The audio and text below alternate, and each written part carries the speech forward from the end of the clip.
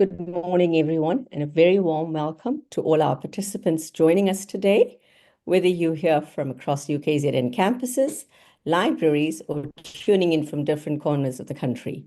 On behalf of the University of KwaZulu-Natal Library Services, I'd like to extend our appreciation to each of you for taking the time to be part of today's webinar, Unlocking Access, the Future of Circulation in Libraries. Circulation has always been the heartbeat of library services, the bridge that connects people to knowledge, resources, and opportunities.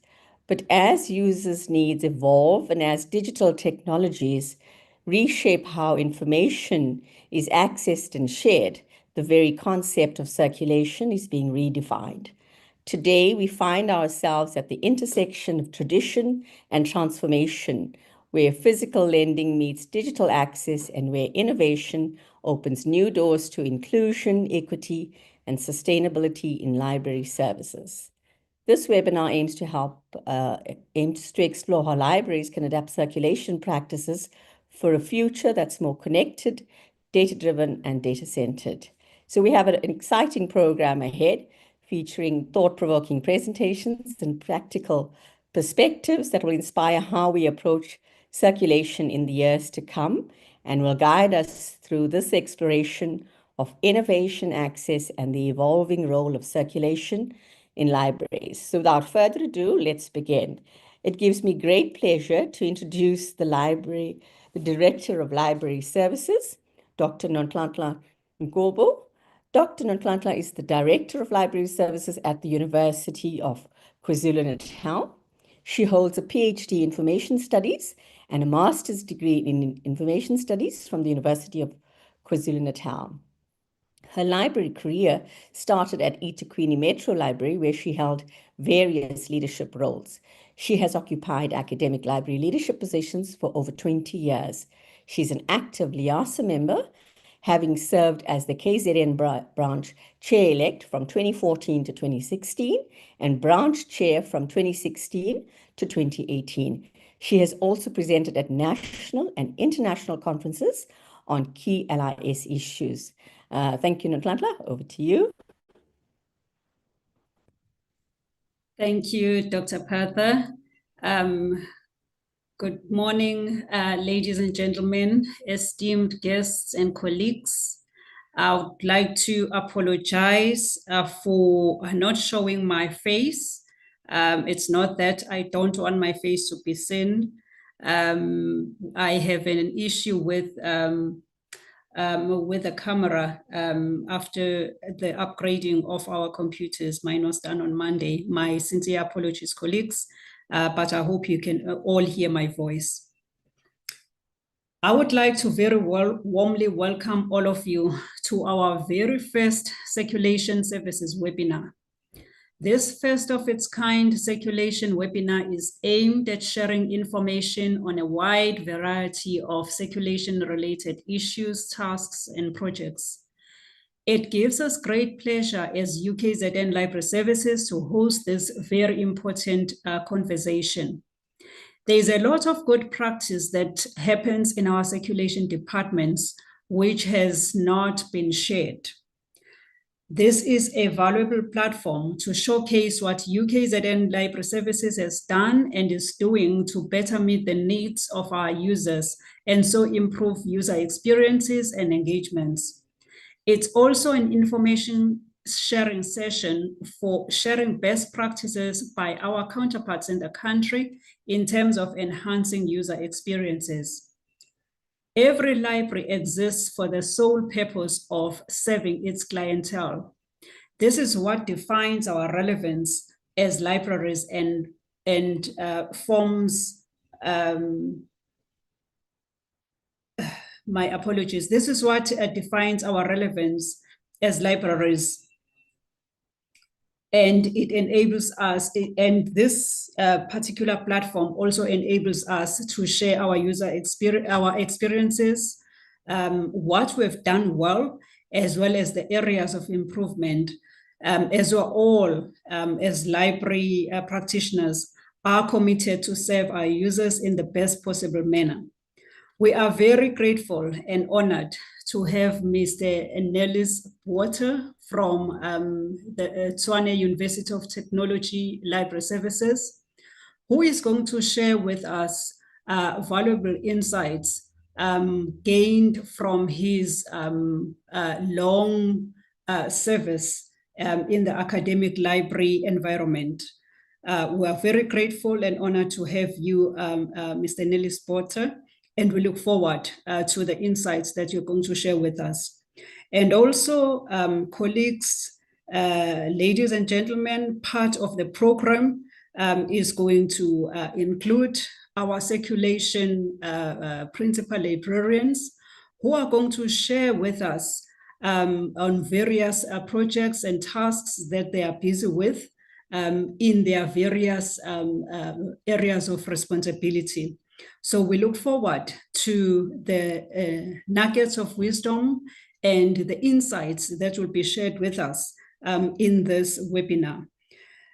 This is not only about us as UKZN Library Services, it is also about us hearing what is happening in the circulation sections in the other institutions, because as we indicated, we're all in this together. We're all here to serve our users. We're not competing with one another, but we should be complementing one another in all our functions. So this is an opportunity for us to also hear what is happening in the other circulation desks, in the other institutions, so that together we can best serve our users with the insights, with the wisdom, with the knowledge, with the information that we will be able to share together. So I'd like to invite all of you to sit back, relax, and enjoy this webinar. As we said, it's the first of its kind at UKZN Library Services. It's the first of the many engagements that we are going to have in the future, because we're all here, as we said, to ensure that our users are served in the best possible manner. And one of the effective ways of doing that is through such engagements with our fellow LIS practitioners nationally. So with those few words, I'd just like to warmly welcome all of you in this webinar. Please feel free to engage, to share your insights, your views, your thoughts, so that together we can craft the best way forward in terms of enhancing user experiences. Thank you so much. Thank you so much, Nhlanhla. I'd now like to welcome our portfolio head for circulation services at UKZN, Dr. Pravesh Sitram. He'll introduce our guest speaker. Thank you very much indeed, Roshni. Folks, good day to you, and thank you very much for taking time to be with us today, right? And yes, it's absolutely a pleasure to be in your company, and thank you very much. Nhlanhla has actually told you how grateful we are to actually have Mr. Nellis Potter with us today. And Nellis is going to speak on, his topic is on From Good to Great, leveraging real-time consumer feedback to enhance service excellence at the circulation desk. So I just want to tell you a little bit about Mr. Nellis Potter, right? Mr. Nellis Potter has worked in an academic library for more than 31 years. He was first appointed in 1994 as a student assistant at Circulation Section of Library and Information Service of Technikon Pretoria. In 1997, he was appointed as the library assistant at the same section. By 2002, his role changed when he was appointed as manager of client services. After the establishment of the Tshwane University of Technology, he continued in this position until 2010, when he was appointed as head of library at the Shoshanguve North Campus. Nellis continued to function as the head of library until 2020. Since 2021, he has been temporarily seconded as head information literacy training. Although he is currently responsible to coordinate and manage the offering of credit-bearing information library subjects to more than 15,000 students, Nellis remains a head of library at heart. Mr. Botha worked at circulation desks for 8 years and has been directly involved in the management of circulation services for 19 years. He is very passionate about customer service and customer excellence. Nellis holds 4 degrees. He recently obtained an MBA, that's a Master's of Business Administration and Education Management, from the Haga-Helia University of Applied Sciences, Finland. Nellis is also ordained as a reverend and works in a congregation on a voluntary basis in his spare time. Ladies and gentlemen, as our director, Nontlantla, has told us, that we are extremely honored to have Mr. Nellis Botha with us today. And I would like now to hand over to our key speaker, that's Mr. Nellis Botha. Thank you, Nellis. Thank you, Doctor, for the introduction. And I'm really excited to be part of this webinar. And I'm also excited to meet new colleagues who share the same passion than I. I would just like to confirm that my screen is currently accessible or viewable to everybody. Yes, we can. Yes, we can see it. Okay. For the sake of the bandwidth, I think I'm just going to discontinue my video feed. If I can quickly just do that now. Sorry, it's the view on my side changed now, so everything is unfamiliar. Okay, so I've deactivated my video feed, but you will still right now see my presentation. Okay. Good morning, colleagues, library professionals, and fellow advocates of service excellence. It's a real privilege to join you today at this webinar under the banner of Unlocking Access, the Future of Circulation in Libraries.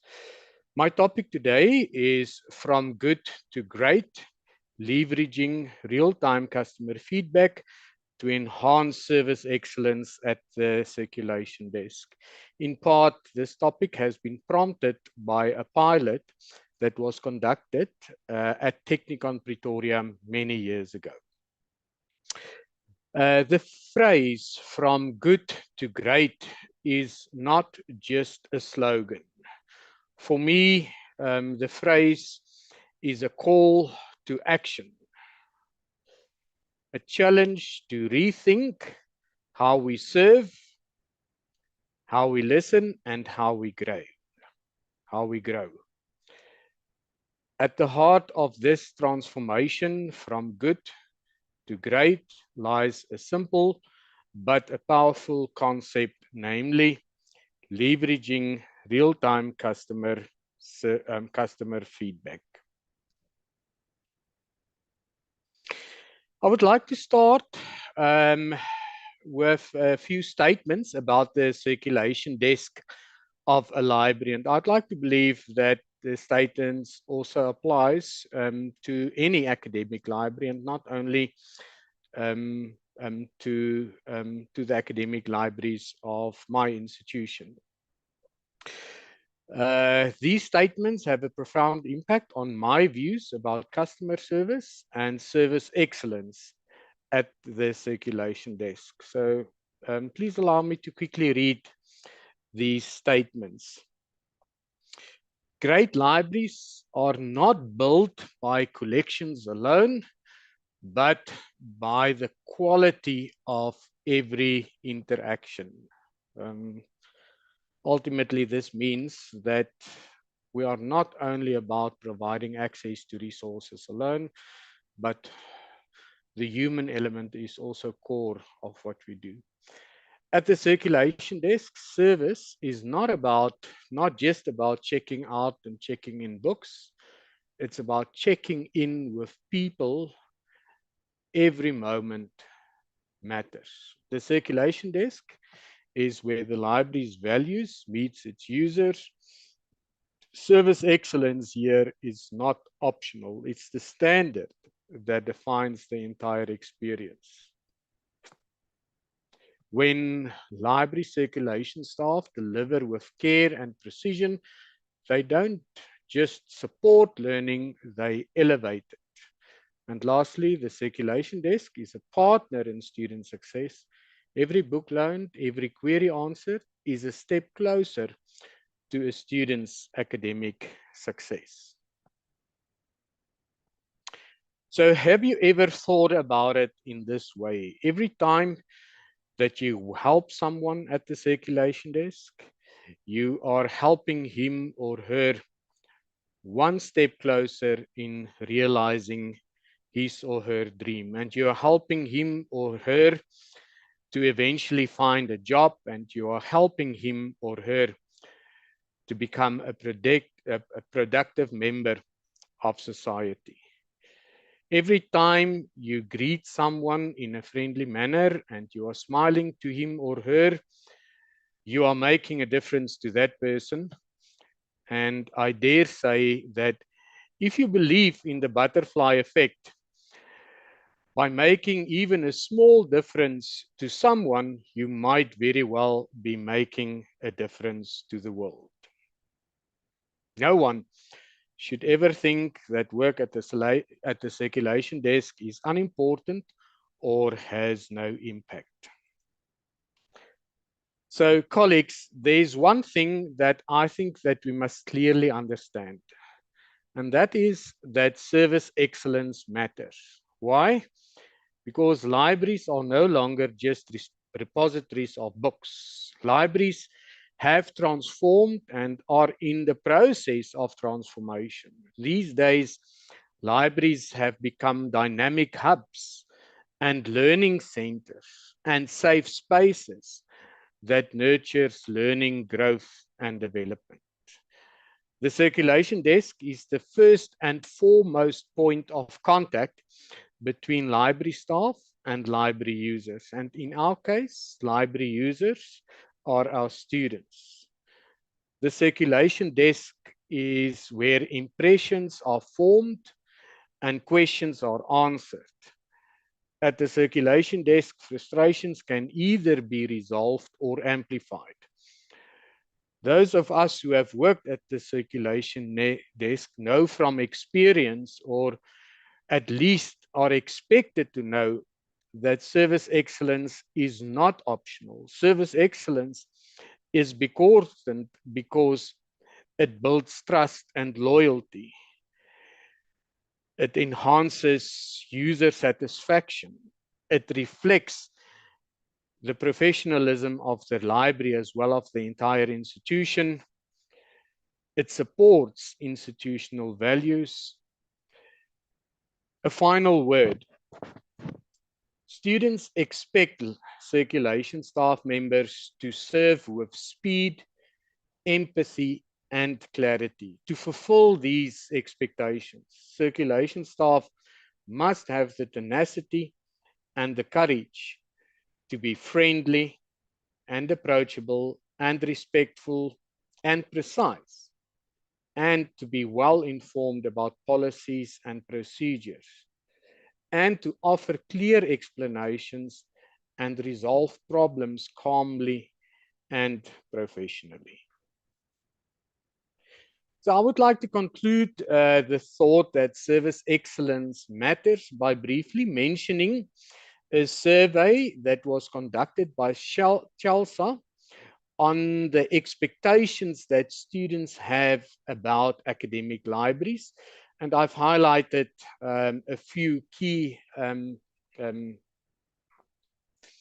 insights of the report. And I would like to draw your emphasis to the one that I've highlighted in blue, that's about supportive and knowledgeable staff. In short, students expect staff to be helpful, approachable, and well-trained, and that they are able to provide guidance. So colleagues, I encourage you to take a moment of self-reflection to contemplate how you live up to the expectations of our students.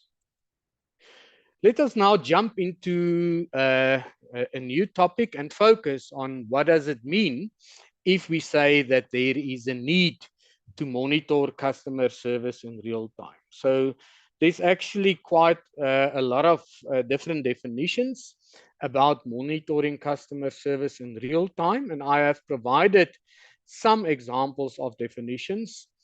And if you read these definitions, you will see that each definition has a slightly different focus and emphasis. Let's just look at one or two of these definitions. So according to the first one, monitoring customer service in real time is the active and continuous observation and evaluation of interactions between circulation staff and users as they occur, with the goal of improving responsiveness, service quality, and user satisfaction. Another definition, monitoring customer service is part of service quality management, where libraries use live data to measure and improve service delivery, ensuring that it meets or exceeds users' expectations.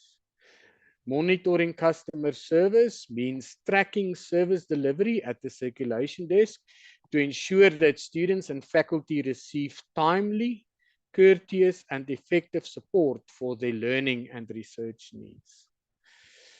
Another one, it is the instantaneous collection and analysis of service data, such as wait times, transaction volumes, and user feedback. Using different digital tools like dashboards, it enables immediate visibility into service performance and support proactive adjustments. Lastly, it's a strategic tool that helps libraries remain proactive, responsive, and relevant in a rapidly changing landscape. So I've also prepared a few definitions about what it means to leverage real-time customer feedback. So leveraging real-time customer feedback is about immediate service adjustment. It's using live feedback to make on-the-spot changes to service quality, such as opening another service point or adjusting staff behavior or resolving a reported issue. It's about dynamic resource allocation. It's about redirecting staff or resources based upon current feedback trends. It's about continuous experience optimization. It's iteratively improving the patron experience by analyzing and acting on real-time feedback. It's about instant issue resolution. It's identifying and addressing problems as they occur, such as technical faults or staff interactions, etc. It's about feedback-driven decision support. It's using real-time data to inform decisions about staffing and scheduling or other service offerings. And it's about real-time sentiment monitoring. So let us look at a few key takeaways from the two preceding slides. Leveraging real-time customer feedback is about making changes in service delivery. It's about using trends to improve efficiency and responsiveness. It's about improving customer experience. It's about analyzing and visualizing data. It's a continuous, repetitive cycle of listening, responding, and refining services. It's about identifying and addressing problems. It's about making decisions. It's about putting the user in the center of our operations by focusing on the needs and expectations of our users. And it's about continuously tracking customer service satisfaction and responding to it appropriately in a timely manner. Okay. So before moving on to the question, how do we monitor customer feedback in real time and how do we leverage real-time customer feedback, please allow me a moment to share a few advantages and disadvantages of monitoring and leveraging real-time customer feedback. So as I've already alluded to it, some of the advantages include immediate issue resolution. It leads to improved service quality. It enables data-driven decision making, which is actually very important. It's about enhanced user experience. And it's also about training and development, because real-time feedback helps identify training needs for staff, and it can be used as a coaching tool to improve communication and problem-solving skills. These skills are also core skills for staff working at the circulation desk. So let's be honest, we can also acknowledge that there are challenges and concerns about monitoring customer feedback in real time if done incorrectly. So some of the challenges and concerns relates to privacy concerns, where users and staff might feel uncomfortable about being constantly monitored. It can raise ethical questions, especially if you employ monitoring tools that record conversations or screen activity. It can increase, if not done correctly, to staff stress and a lower staff morale. So continuous oversight can lead to anxiety or a feeling of micromanagement, and it may reduce job satisfaction and autonomy if not done correctly. Thirdly, it is resource intensive. Depending on your needs, it might require an investment in software, hardware, and staff to manage the monitoring system, as well as the need to then also develop new skill sets. Smaller libraries might find it financially or logistically challenging to implement, depending on what type of solution or tool you want to use. There's also the potential for misuse, and there are some technical limitations. If the system fail or lag, it can lead to inaccurate data. And we should also take note that using such systems might require ongoing maintenance and updates, and it might contribute to libraries' annual budgets. Again, depending on the solution or your needs and how you want to go about it. So I think the main question is, how do we do it? How do we monitor customer feedback in real time? So there's actually quite a lot of methods that libraries can use to monitor service in real time. And I don't want to waste too much time. I would rather like to zoom into one of the methods. I believe that these slides will be available to you also afterwards, as this session is recorded, and you can take time to go through all the slides. So the first method involves direct observation. So in this method, a supervisor typically observes staff interactions with patrons in real time, and in some cases, a checklist may be used to record observations and provide feedback at staff meetings. And I just wanted to quickly to provide you with an example of such a feedback template.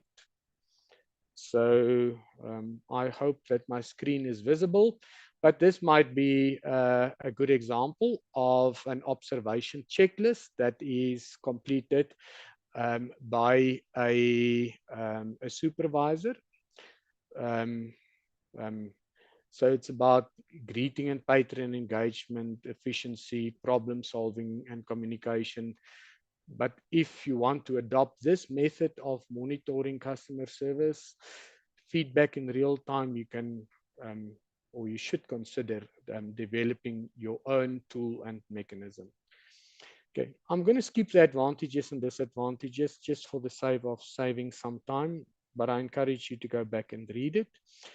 So the next method is called mystery shoppers or peer review. In this method, volunteers pose as patrons to evaluate service quality anonymously. An example is the Toronto Public Library that use trained volunteers to act as patrons and report on their experiences and staff interactions. Again, there are specific advantages and disadvantages associated with this method. The third method is using CCTV to monitor customer interactions. So in this method, cameras monitor the circulation area to observe traffic flow and staff patron interactions. If recordings are made, it can be reviewed when issues are reported, and the recordings can also be used for staff training and development and coaching. When I was deployed at the Soshanguve North Library at TUT, as part of the security installations, there were also a camera installed at the circulation desk. Now, it was not the purpose of that camera to monitor staff interactions with students, but the fact that there was a camera enabled us on ad hoc instances to go back to the recordings and resolve issues that may have arisen, especially at times when the normal library staff were not on duty. The next method is queue management systems. These are digital systems that track wait times, service durations, and staff availability. An example is the National Library of Singapore that uses a queue management system that displays track times and tracks the duration of each transaction. It's used to identify bottlenecks and to adjust staffing in real time. Again, there are advantages and limitations in using such a particular system. The next method is called staff self-reporting and shift logs. Then shift log interactions, staff log interactions and issues and patron feedback during their shift. It can be a digital shift log, noting number of patrons, common queries, and incidents. And it can be reviewed daily by the supervisor. Again, there are specific advantages and disadvantages. Then we have real-time feedback tools, and this is the method that I would like to zoom in for the rest of my presentation. So in this method, patrons provide immediate feedback about their experiences by completing a short survey using different systems or mechanisms, and there are several low-cost options available. So the following options are available. Let's quickly just look into that. So the first option is feedback kiosks or tablets. These are small devices placed at the circulation desk or near the exit point. Patrons tap buttons or select smiley faces to rate their experiences. Then there's also QR codes that are linked to surveys. So QR codes are displayed at the circulation desk or even on a receipt that is issued at the circulation desk. When users return books, patrons scan the code with their phones and complete a short survey. For example, a survey that was prepared via Google Forms or Microsoft Forms. Then you also get touchscreen survey stations. These are interactive screens that normally prompts a user to answer 2 to 5 quick questions. And this method allows a user to provide comments or to make suggestions. Then there's also SMS or email follow-ups. In this method, patrons receive a message shortly after their visit asking for feedback. It's useful for registered users or after specific transactions. For example, if there was fine payments or account updates or whatever. So each of these real-time feedback tools have got advantages and disadvantages. I'm just going to focus on the feedback kiosk or tablets because this is the one that we will specifically zoom in. So advantages include that it is quick and easy for patrons to use. It's visual and intuitive. There's no need to type. It's highly visible, and for that reason, it encourages participation. And there is instant data collection for a daily or a weekly analysis, depending on your analysis practices. Some disadvantages include that the feedback is limited to basic feedback. For example, it will zoom in or consider satisfaction levels only. Another disadvantage is that it might be ignored during very busy times. It might incur hardware costs and maintenance might be required. And it can be tampered with or misused by pranksters. Again, there are also other options. I encourage you to go back after this presentation and maybe read the advantages and disadvantages of some of the other methods. So let's quickly now consider the steps to be followed in leveraging real-time customer feedback. So the process starts with designing a feedback mechanism to collect. The second step is to collect the data systematically. The third step is to analyze and visualize the data. The fourth step is then to take action based upon the analysis. This is where you address urgent issues and you share positive feedback to boost staff morale, and you focus on training and process improvements. The fifth step involves providing feedback. This is where you notify users that their feedback indeed led to improvements, and this in turn builds trust and engagement. And there's actually a sixth step that I didn't include, and that is to integrate the feedback into strategic planning, and that is to use the insights obtained to inform policy updated staff developments and resource allocations for that purpose. So now, in this slide, I just wanted to emphasize that steps 2 to 5 is actually a continuous cycle that repeats daily, weekly, monthly, or quarterly, depending on the specific steps that you followed and the purpose that you are pursuing. So let's quickly zoom into each of these steps. I've provided actually a lot of information relating to question design. So when compiling a list of questions to monitor customer service in real time, it is important to ensure that the questions are relevant to the user experience. It's important to make sure that it's actionable for staff, and it's important that it is easy to collect and interpret quickly, and that it's aligned to service standards and goals, which will be easy if a library has something such as a customer service charter. When designing the questions, there's a few design criteria to consider that I've highlighted: clarity and simplicity, real-time applicability, which means that it should focus on aspects of service that can be observed and reported immediately.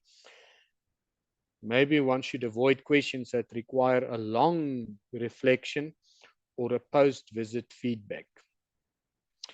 It should be relevant to the circulation desk functions. It should be measurable, and it should cover key service dimensions.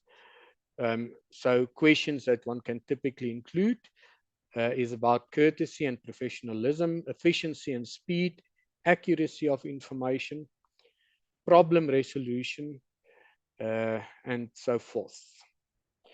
When designing a questionnaire instrument, anonymity is also important. And of course, there's a need to be cultural and language sensitive. So we need to consider the diversity of our patrons and to offer questions in multiple languages if needed. That would be ideal, and to avoid culturally biased assumptions. And lastly, I think that there is a need to align these questions with the library's goals. So we need to ensure that questions reflect the customer service standards and the strategic objectives. So what you see on screen now is actually the questions that I sort of replicated at the time when Technikon Pretoria, prior to the merger, conducted a pilot. So these questions were, students were encouraged to complete these questions on a tablet where they had to simply select after possible answers. So you'll see that there was only 5 questions, and the first question was about, was the time you waited to be serviced acceptable, yes or no? Secondly, how would you rate the friendliness of the staff member at the service point? And the options were restricted to friendly, unfriendly, and rude. Thirdly, did you receive the item or information that you required, yes or no? Was the staff member efficient in handling your request, yes or no? And lastly, what was your overall impression of service that you received at this service point today? And users had the ability to select between excellent, good, fair, and poor. Okay. So for low cost options, this is typically something that you can consider. I've used the same questions, but in libraries that might not have a budget or who don't have access to a lot of technology, it's still possible to obtain feedback from users by allowing them to drop the relevant token into a jar. And over time, and by counting and looking at the items, the tokens in the jar, it could be a basic indicator. So that's also a possibility. Another possibility is to generate or to develop a survey where students are prompted to ask to answer a few questions, and I actually encourage you to take out your cell phones right now and to scan this QR code. The QR code will direct you to a Microsoft Forms, and I encourage you to quickly complete the survey. Do we have time for that, or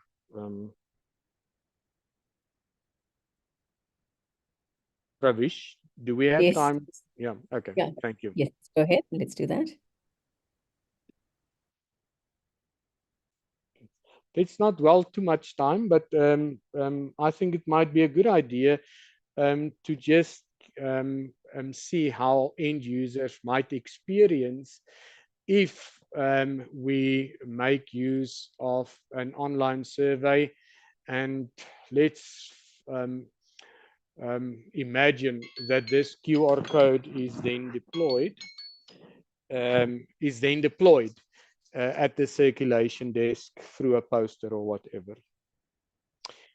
Colleagues, I see I'm running out of time. So those of you who have already scanned it, please take time to quickly complete the survey. I've done a second QR code where I've taken the same questions, but I've used Microsoft Forms. So you are also welcome to scan this QR code. The questions is exactly the same, but I just wanted to get you a sense of the different type of tools that are available. In the case of TUT, we have access to Office 365 tools, both staff and students. So that's a good option for us. But even if you don't have access to Office 365, Microsoft Forms can still offer you that ability to gather feedback. Okay, I'm going to move forward. So this one is about data collections. So the idea is that customers then interact with a digital kiosk or a QR code to provide feedback immediately after their experience. The data collected might include things such as rating scales, multiple choice questions, open-ended questions, and then timestamps. Now, in the example that I've illustrated to you, we deliberately decided not to make use of open-ended questions for specific reasons. So the analysis part, the analysis involves several steps to understand customer experience, to identify trends, and to improve service delivery. So here's a quick overview of how this analysis typically works. It starts with a process of data preparation. So before analysis, data needs to be cleaned and structured, and incomplete entries, for example, can be removed if necessary. Then you need to standardize certain formats, for example, date and times and some encoding issues. If you make use of open-ended responses, there's a need to categorize them using sentiment analysis or keyword tagging. You can then use quantitative analysis. This involves statistical and visual exploration of structured data, such as average ratings over time, frequency of feedback, resolution rates, and trend analysis. If you have used open-ended questions, you can use qualitative analysis methodology to gain deeper insights into sentiment analysis, topic modeling, and make and visualize some of the responses differently. There's also the process where you correlate answers and in order to obtain deeper insights. And then the reporting and action. For the sake of time, I'm going to move on. So what I've provided to you is just a sample set of data that has been cleaned up a little bit to enable. So this data is sort of a mock-up of data over a 2-week period, starting from the 1st of September and then the 2nd week. And as you can see, there's a timestamp about when the user would have completed the survey and the user's responses. This then represent a summary analysis of the data, the mock-up data. Colleagues, am I still audible? Yes, yes, Mr. Okay, right. Thank you. Okay, so we see during the first week, 49 people completed the survey. In the second week, 47, and there's a slight decrease in the completion rate. You can secondly see that the waiting time is 73.5% of the users indicated that the waiting time was acceptable, and that increased slightly to 74.5%, which is also an increase.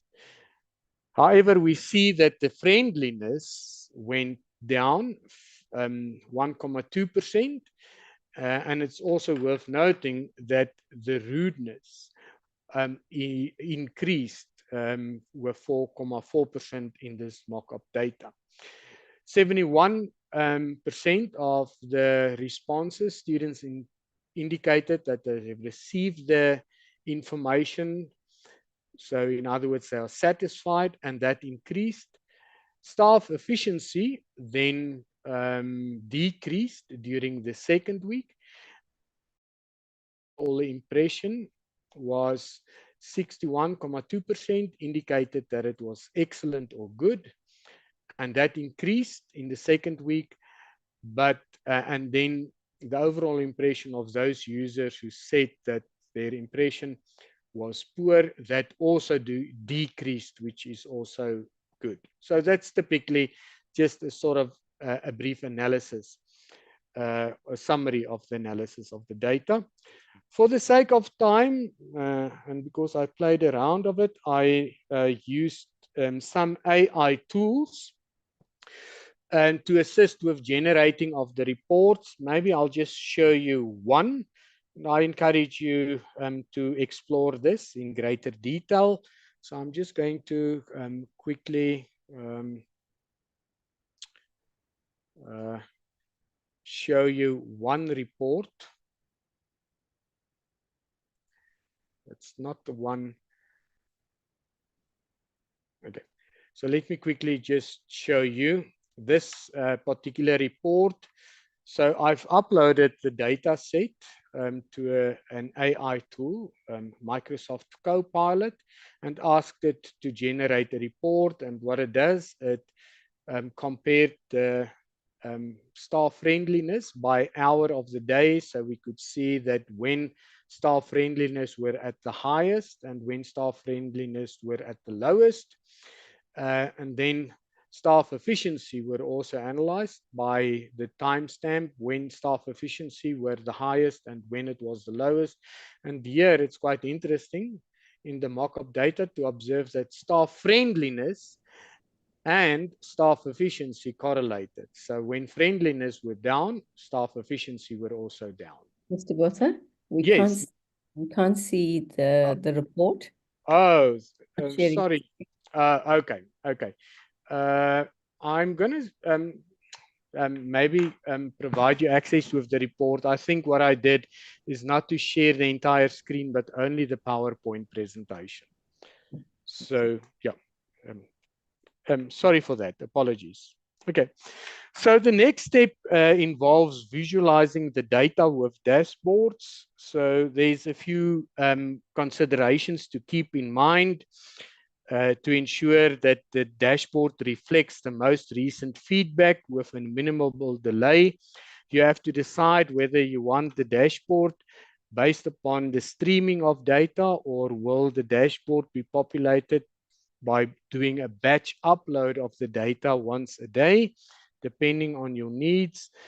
The dashboard needs to be clear and it needs to be simple to interact and navigate.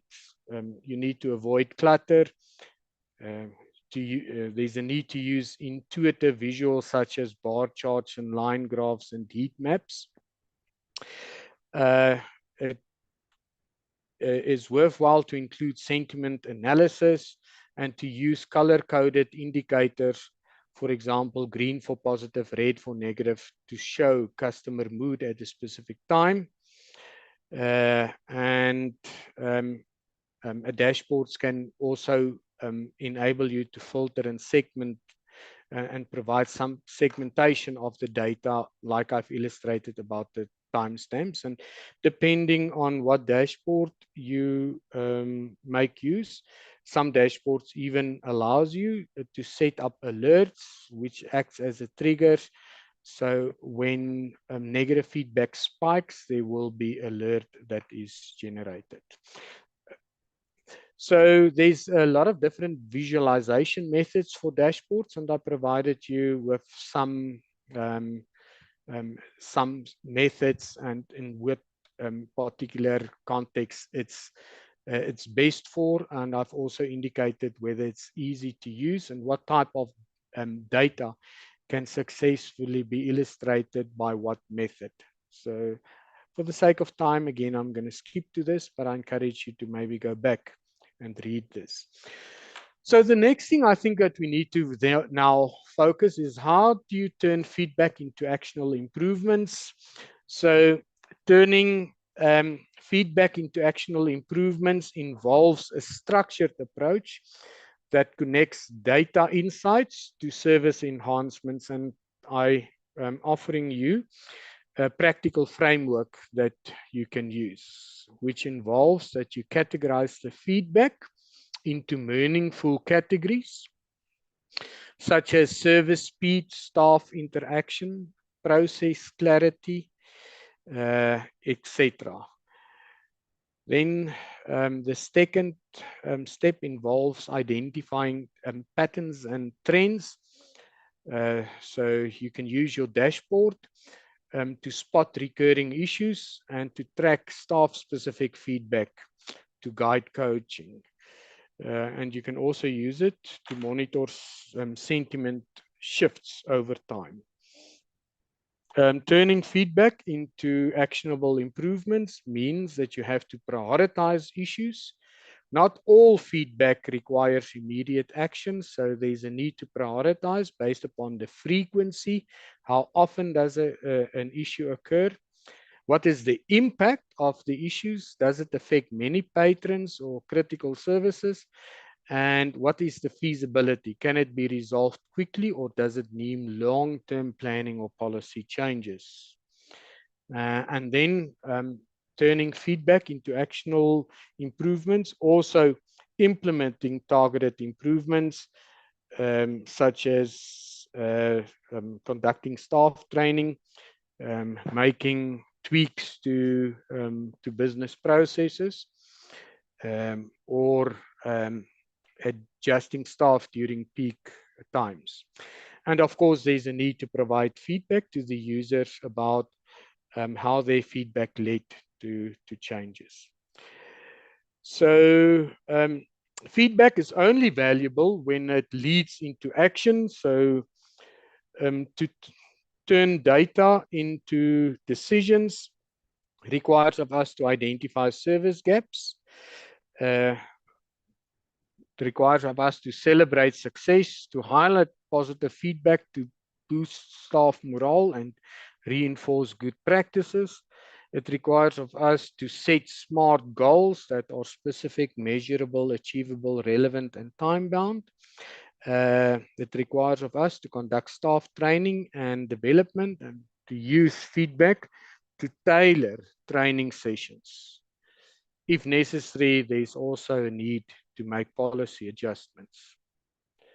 So on this screen, I have provided you with an example of what a reporting and the feedback template can look at. So in this template, there are 4 segments. So the first segment provides the trends over a period of time, and it provides the cumulative feedback that students have provided, indicated on a weekly basis.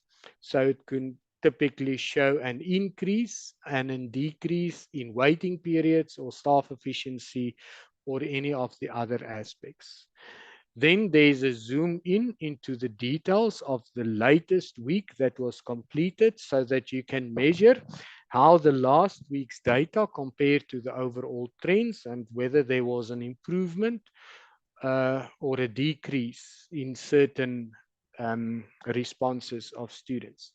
In the third segment is where you will then go about, and as a team, you will identify targets for the next week, which can typically in things such as that you want to increase the completion rate of the survey with a percentage based upon the responses and the percentage of responses of last week, or you want to increase the yes responses to the acceptable waiting time, or you want to increase the friendly rating. So it's important that targets is set for the week. and then what actions have you taken? So I've provided some examples of actions that could have been taken based upon the data that I have provided. So one action could be that you decide to change staffing during lunch times to make sure that staff is present between 12 and 2, because the analysis of the data indicated that friendliness and efficiency decreased during that period. Another action could be that you decrease the wait times by the deployment of multiple date stamps to just reduce the interaction time and make it more efficient. Another action could be to create a greeting checklist to remind staff about the friendliness issue, or you can decide to, for example, to allocate a dedicated service point for the payment of fines or specific transactions that normally take longer to complete. I believe that if you use this reporting template, you will not only gain the insight from the customer service, but you'll also taking that specific insight and feedback and leveraging it to enhance service excellence. So this is a good template or approach to follow. So I'm nearly at the end. So I wanted to say a few words on the need to involve staff members by providing them access to dashboards. We can involve staff by, for example, conducting daily micro meetings where we zoom in on one or two things. Such micro meeting briefings is usually stand-up meetings that do not take longer than 5 or 10 minutes. Then you can conduct weekly sessions where there's a more detailed comparison of weekly data, targets, and action plans. There could be monthly sessions where you analyze trends over a longer period time together. Involving staff means that you empower them by giving them authority to make small changes so that there's also a sense of co-accountability. You can involve staff through peer coaching based upon the feedback, allowing one staff member to provide training and guidance to another staff member, typically useful in a context when we deploy and make use of student assistance. Another way to involve staff is to recognize insightful contributions, and you can also involve staff by allowing them to participate in feedback with patrons.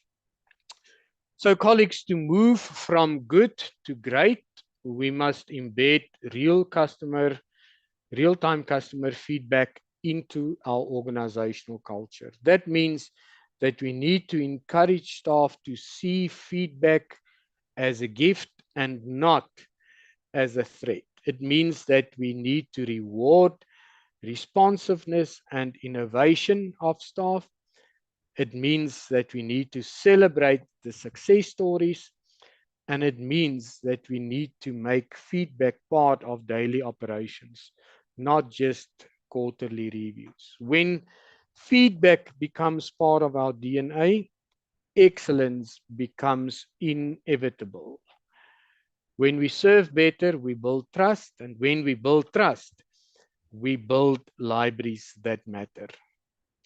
In closing, I invite you, colleagues, to see the circulation desk not just as a service point, but as a listening post, a place where data meets empathy and where feedback fuels transformation. So let us all commit to transform from good to great, not someday, but today. Thank you very much. Thank you very much, Mr. Botha. That was an excellent presentation. And you rightly said that service excellence goes beyond efficiency.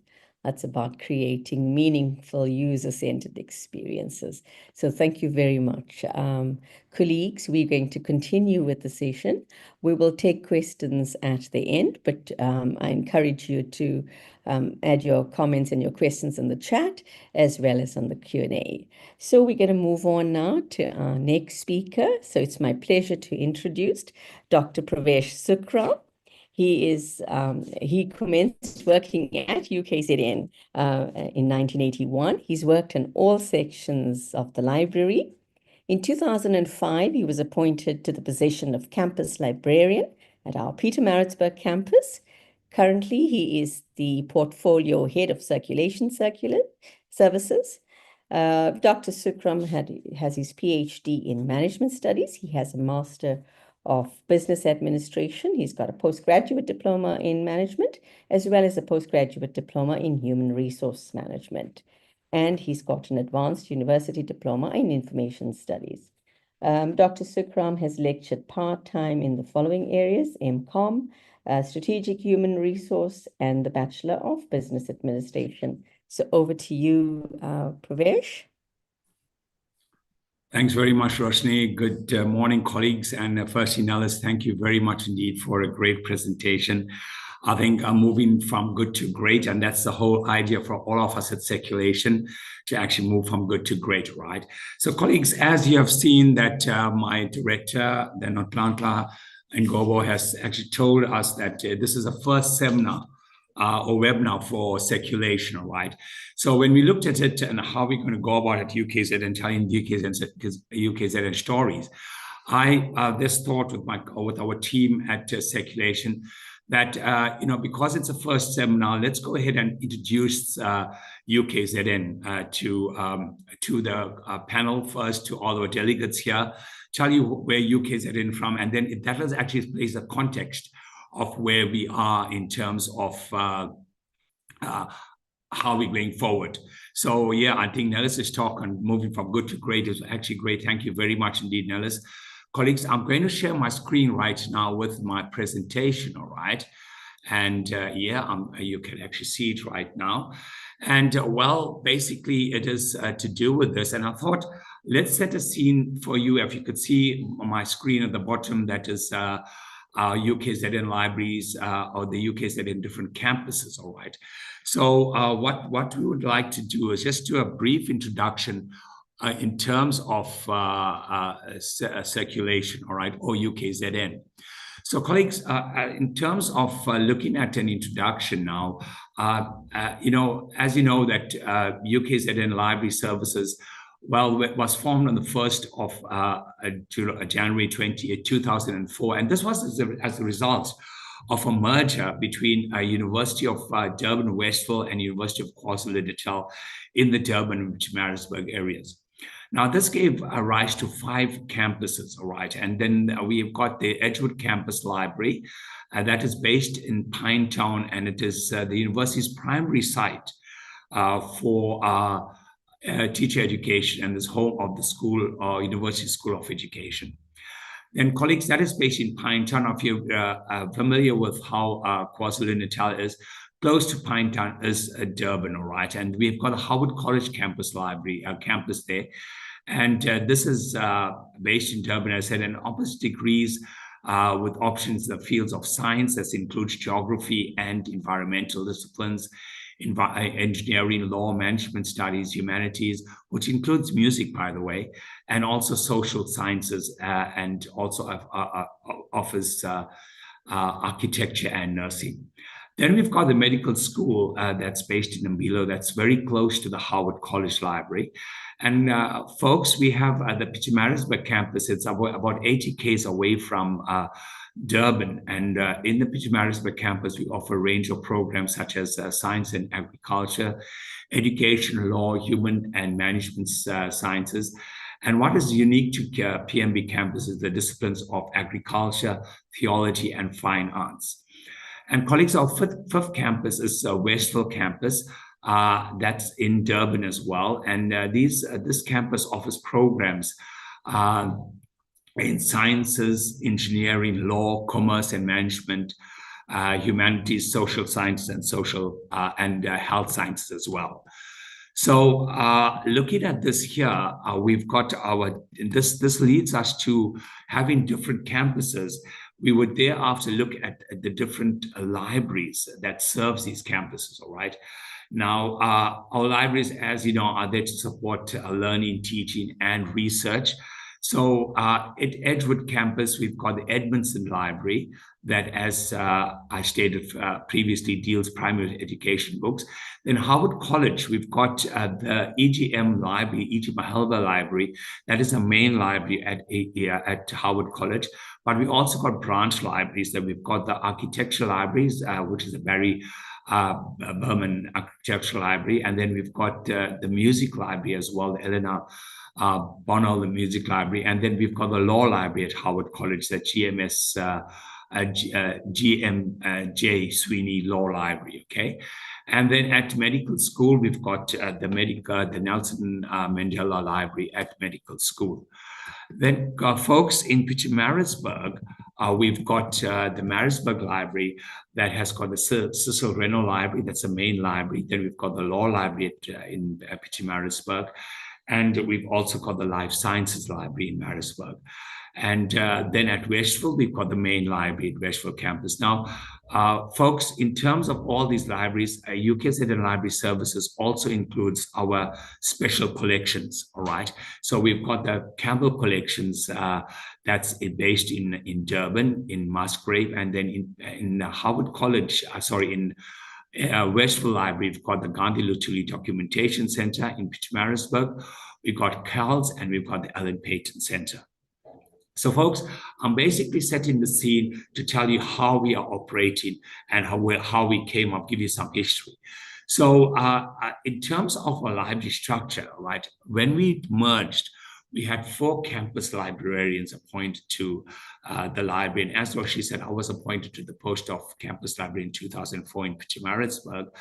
And we had 4 campus librarians. That was for Westville, Pietermaritzburg, Howard College, and 1 campus librarian that oversaw Edgewood and medical school libraries.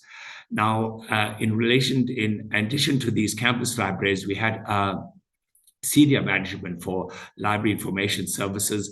We also had a senior management manager for core services, and we also had an IT director, IT person responsible for IT, and our director. Now, this at that time gave us a staff of senior managers of by 8. Presently, we have only 4 library exec, that's including the director, okay? And, we've got portfolio heads, as Roshni mentioned earlier on. So, colleagues, I want to zoom in right now in terms of a little bit about circulation, just to tell us where we're coming from, all right? Now, as I said, when we had the merge in 2004, and thereafter we had in 2005 campus librarians appointed to different campuses. Now, I'm just going to touch on Pietermaritzburg campus because that's where I actually commenced as being a campus librarian. Now, and homing here on the circulation desk. So the main library at Pietermaritzburg had a circulation desk on the ground floor. And we have also had 4 staff members here. So Pietermaritzburg Library is basically made up of 4 floors. We've got the ground floor, then we've got a first floor, second floor, and a lower ground floor. So on the ground floor, we had a circulation desk. We had 4 staff members there. Interlibrary loan was also on the ground floor, but away from the main circulation desk that was staffed by 3 staff members. Now, academic reserves, or a short loan, as we'd call it at one time, was based on the lower ground floor with 3 staff members. Now, these sections operated very independently from each other at the time, right? Now, over and above these, we've, as I stated earlier on, we had branch libraries in Pietermaritzburg. We got the Law and Life Sciences libraries, and these had circulation desks as well. And each of the circulation desks had 2 staff members allocated to them as well. So when I took office, we looked at how things were operating, and with discussion with other colleagues, we said in order to improve efficiencies a decision was made to integrate the academic reserves, interlibrary loan, and the main library circulation desk, right? Now, how this model was based at how we had the branch libraries operating. So life sciences, for example, and law library had all these sections together. We had our 2 staff members there that were responsible for interlibrary loans, academic reserves, and also main library circulation functions as well. Now, one of the problems we had was to look at the location of the centralized circulation desk. And here it was very important that we've got input from other departments within the university. So we've got a university architect that came over to give us advice on where to move. And it's very important to have this because we were sort of looking at circulation from our own lenses, but getting someone else coming over to have a look at the location.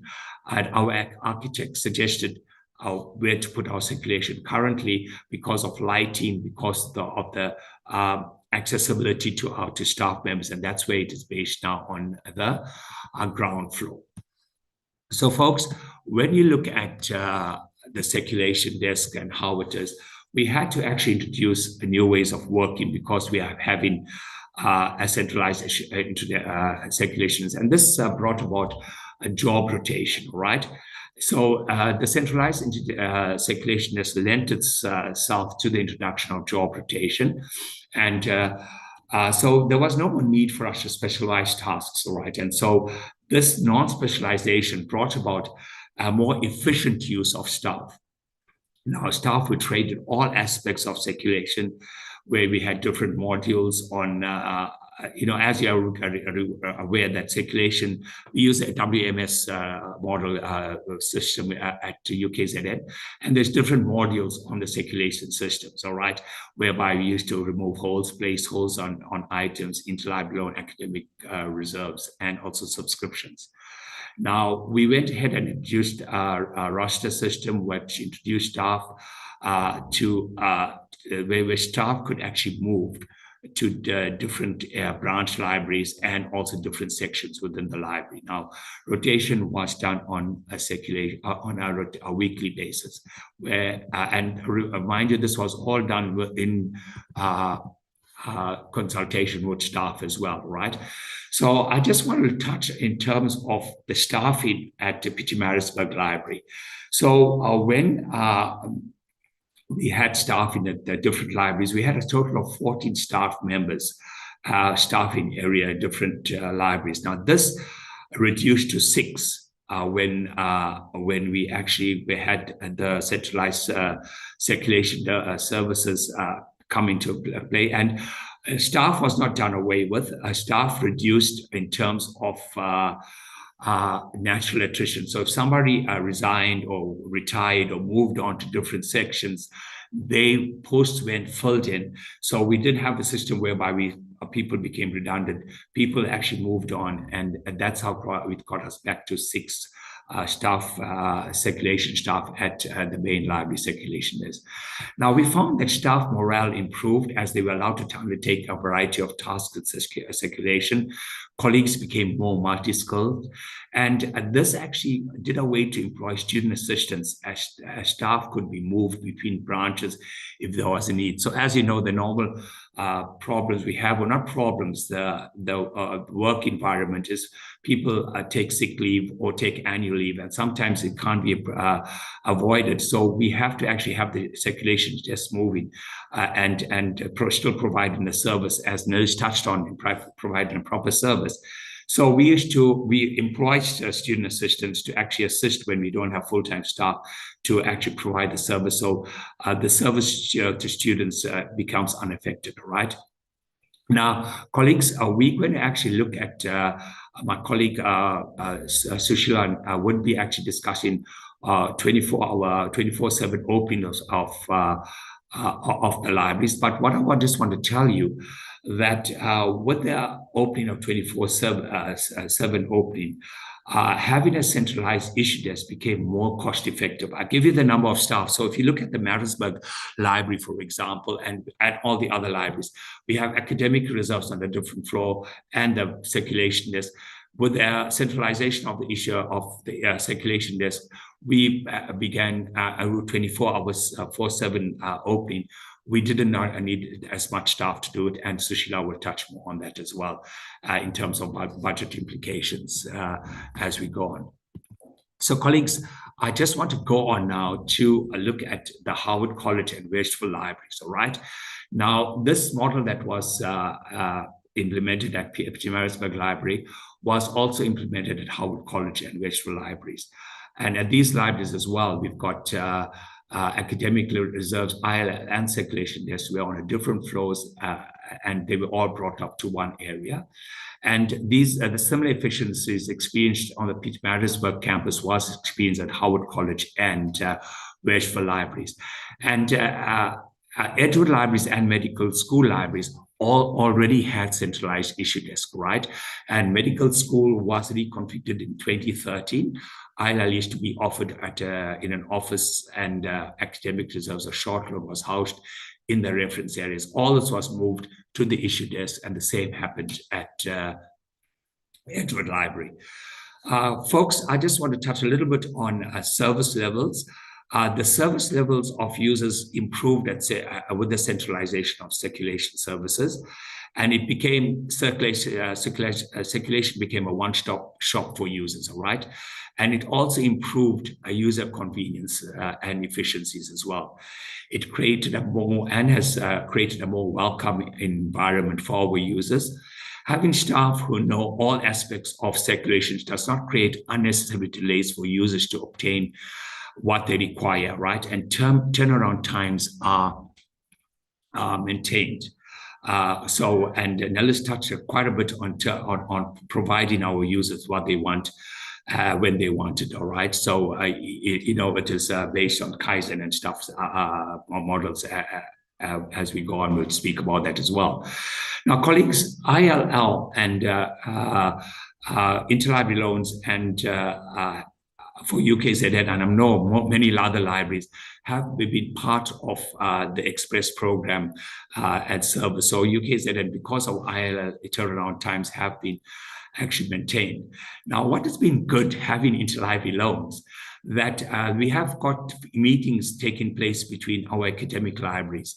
And as Notlanta said, this here is not about saying who's the best, it's about best practice as we go on. And we found this.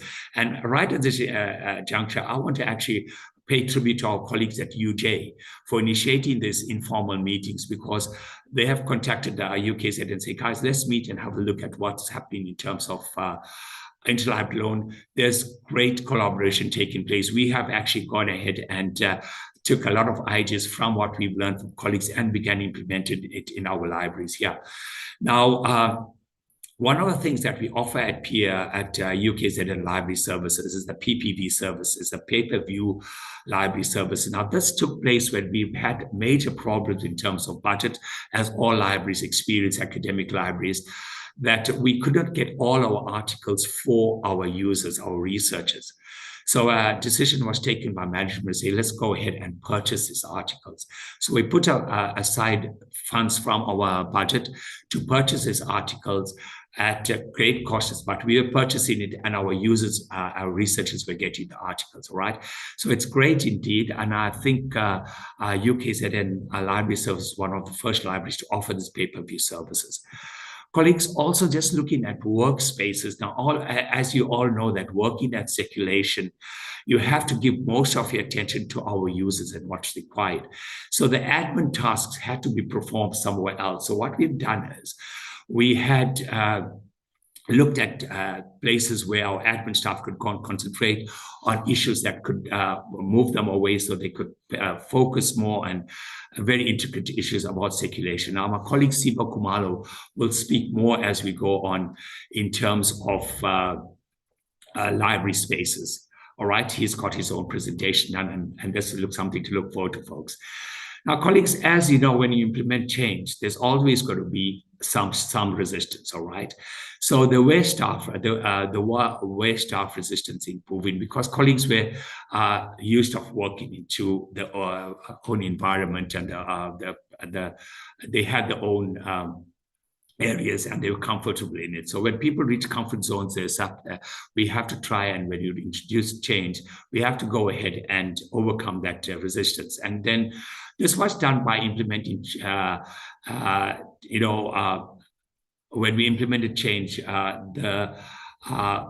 what we've done is we went ahead and where people became very set in the work habits, and we used change management principles such as communication, support, and transparency to manage this resistance, and we managed to overcome these concerns of colleagues. Colleagues were able to see and experience the benefits of that a centralized circulation desk would have on the library. So colleagues, when we look at our job profiles, we've got a standardized job profile for all circulation staff at the moment. Previously, we had library assistants, and now we've actually moved to library officers. This had to obviously have implications in terms of human resources, discussion of staff, and our new job profile was for library officer was approved in 2023.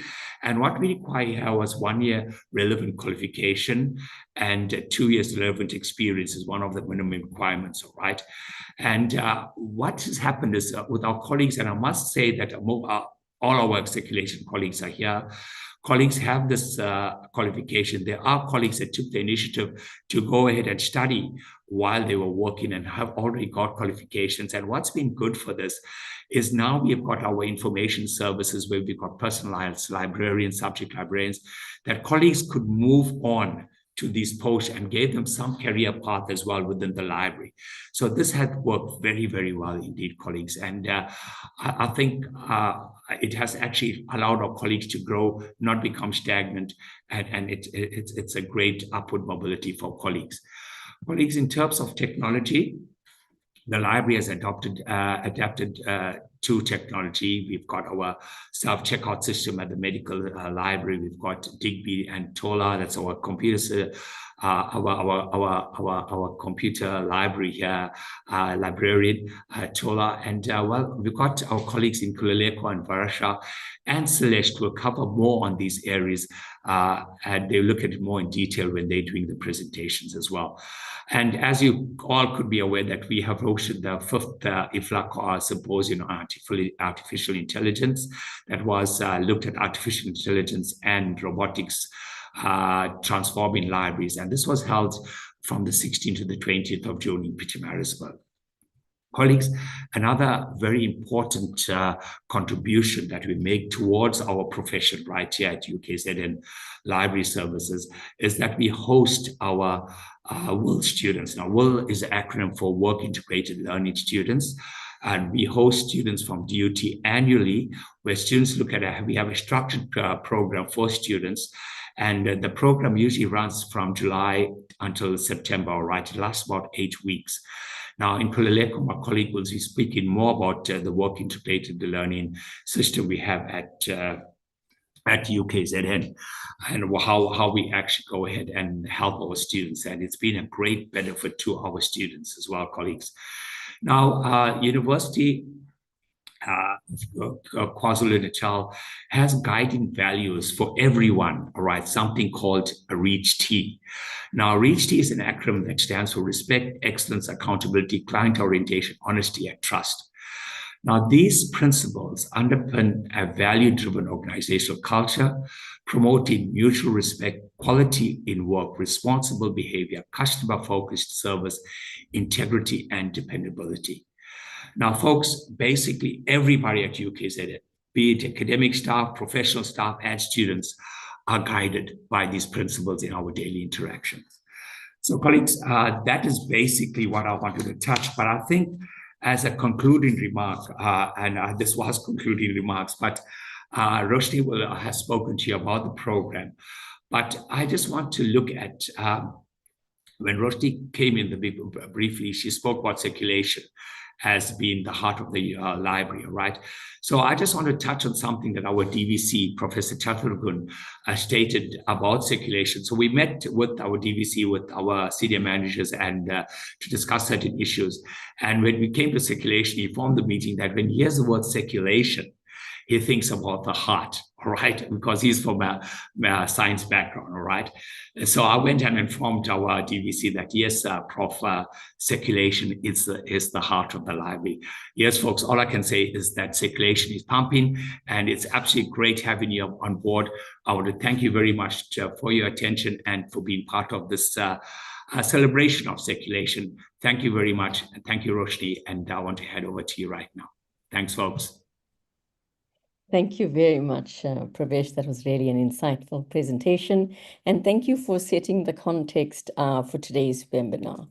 The centralization of services represents a strategic shift towards greater efficiency, consistency, and user satisfaction across the library system.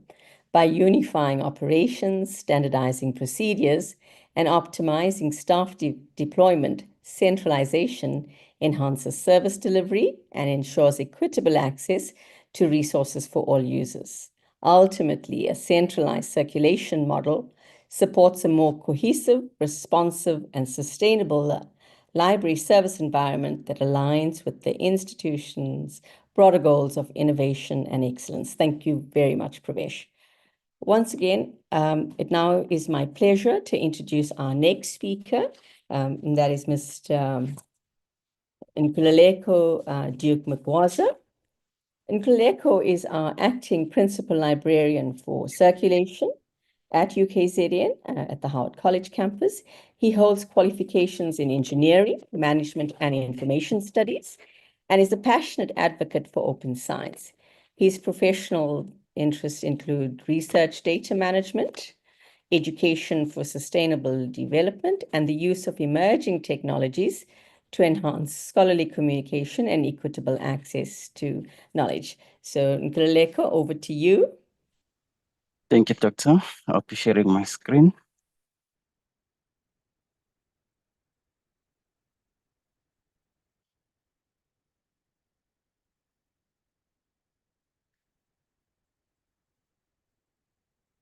Am I audible, Doctor? Yes, we can. Please go ahead.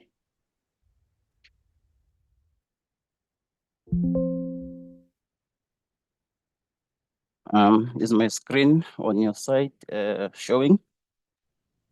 Yes, Nkululeko, we can. You're seeing the... Just put in presentation mode, but yes, we can see your screen. Okay, I'm trying to move the names, the list of names. It's fine. Great, we can see it now. Okay. Just give me a second. Something is blocking me. Okay. Good morning, colleagues. My name is Mr. Nkululeko Mgwaza, acting principal librarian circulation at UKZN, Howard College Libraries. I'll be sharing from A to Z of how we run the work integrated learning, which we call WIL, at UKZN. Like Dr. Sukram has mentioned, that I'll be talking about work integrated learning. As UKZN Library Services, we are proud to serve as the host institution for DUT LIS department, work integrated learning students. Today, I will take you through how the program runs practically here at UKZN, how we prepare, support, and access our WIL student. And we are hoping that you'll take some of the points and what we do, and also add in improving our own work integrated learning. These are the sections we're going to cover today in this presentation. Why WIL?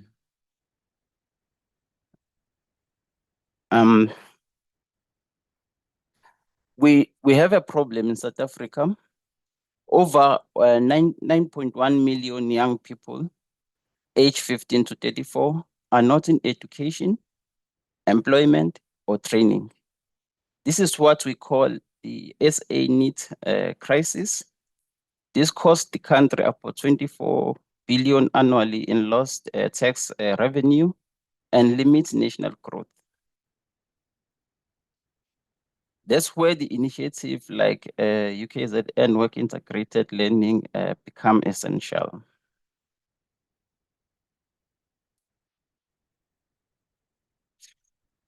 The WIL programs align with United Nations Sustainable Development Goals 4 and 8, promoting quality education and decent work.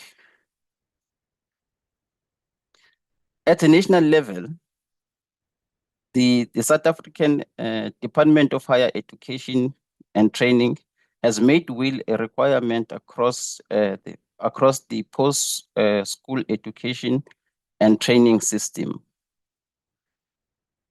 Even the Department of Basic Education is embedding career readiness through initiatives like the E approach, the E3 approach. The 3E stands for education, employment, and entrepreneurship, meaning that after grade 12, learners should be equipped to either further their education or enter the workplace, which means employable, or start their own business as entrepreneurs. What is WIL? Simple put, WIL is where theory meets practice. It gives students the chance to apply what they have learned in the classroom to real-world setting, improving their confidence and employability.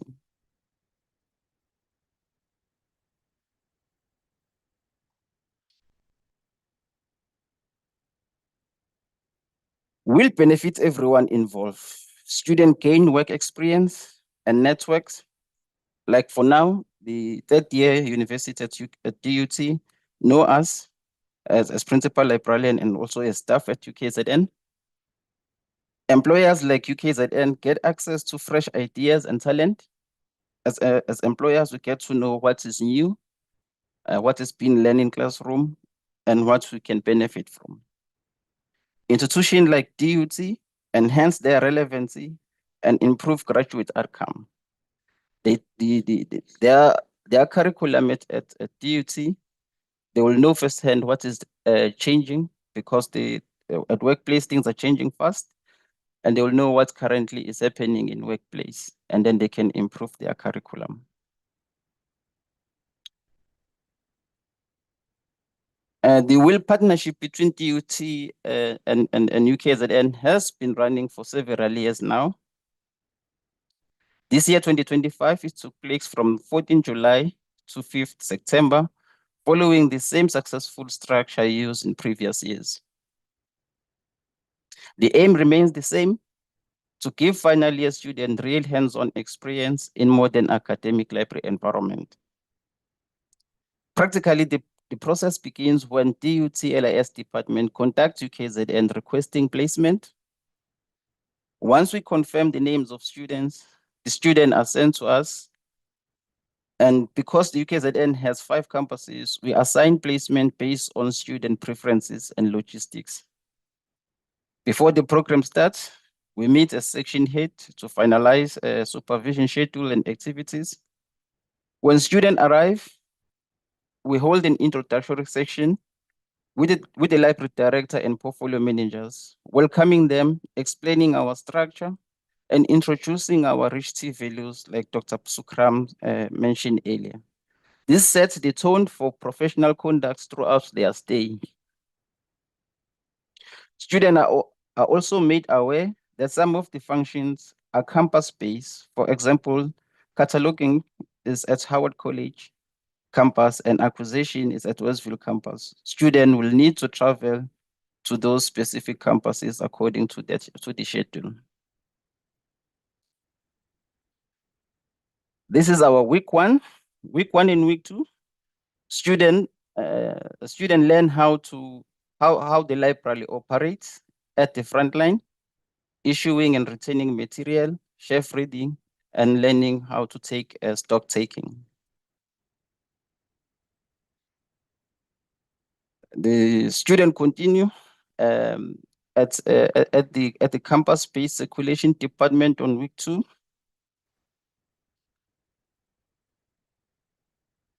Week 3, Students move to information services, section 2P with personal librarians. Here they are introduced to how UKZN library supports users academically, from research consultation to general information services.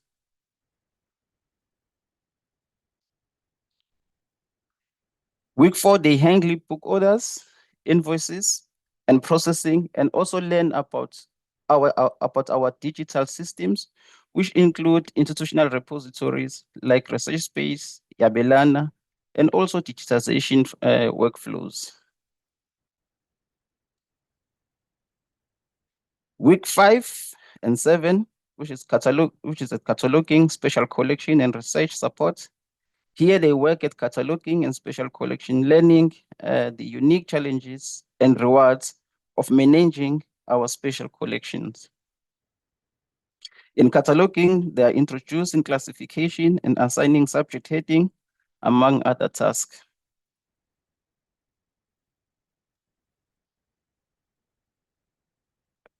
Back at circulation and information services, focusing on interlibrary loan, procedures, and academic reserve. And in information services, they focus on databases, marketing, and outreach. Week 7, a crucial full week with our personal librarians. Here, the focus shift entirely to the core of academic support, where students move from learning library function to actively enabling research and learning themselves. Week 8, reporting and reflection. Finally, students compile their record of work, reflect on their experience, and prepare for assessment. We are proud of how our students grow through this experience. In this slide, we will share a few brief reflections from our 2025 co-hosts. Greetings to everybody. My name is Adam Gomezulu and I'm a third year Durban University of Technology DET student.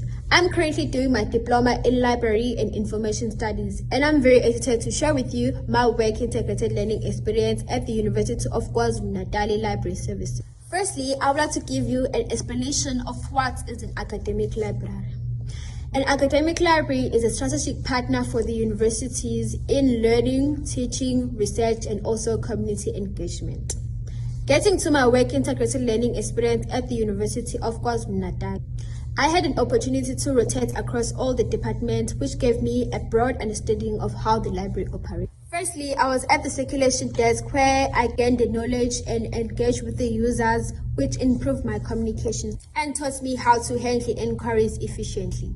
Then I went to the acquisition department where I learned the process of ordering, receiving, and managing library materials, which enhanced my problem-solving skills as I had to follow procedures carefully and work as a team. Then I went to the subject librarian, which is now a personal librarian at the University of KwaZulu-Natal.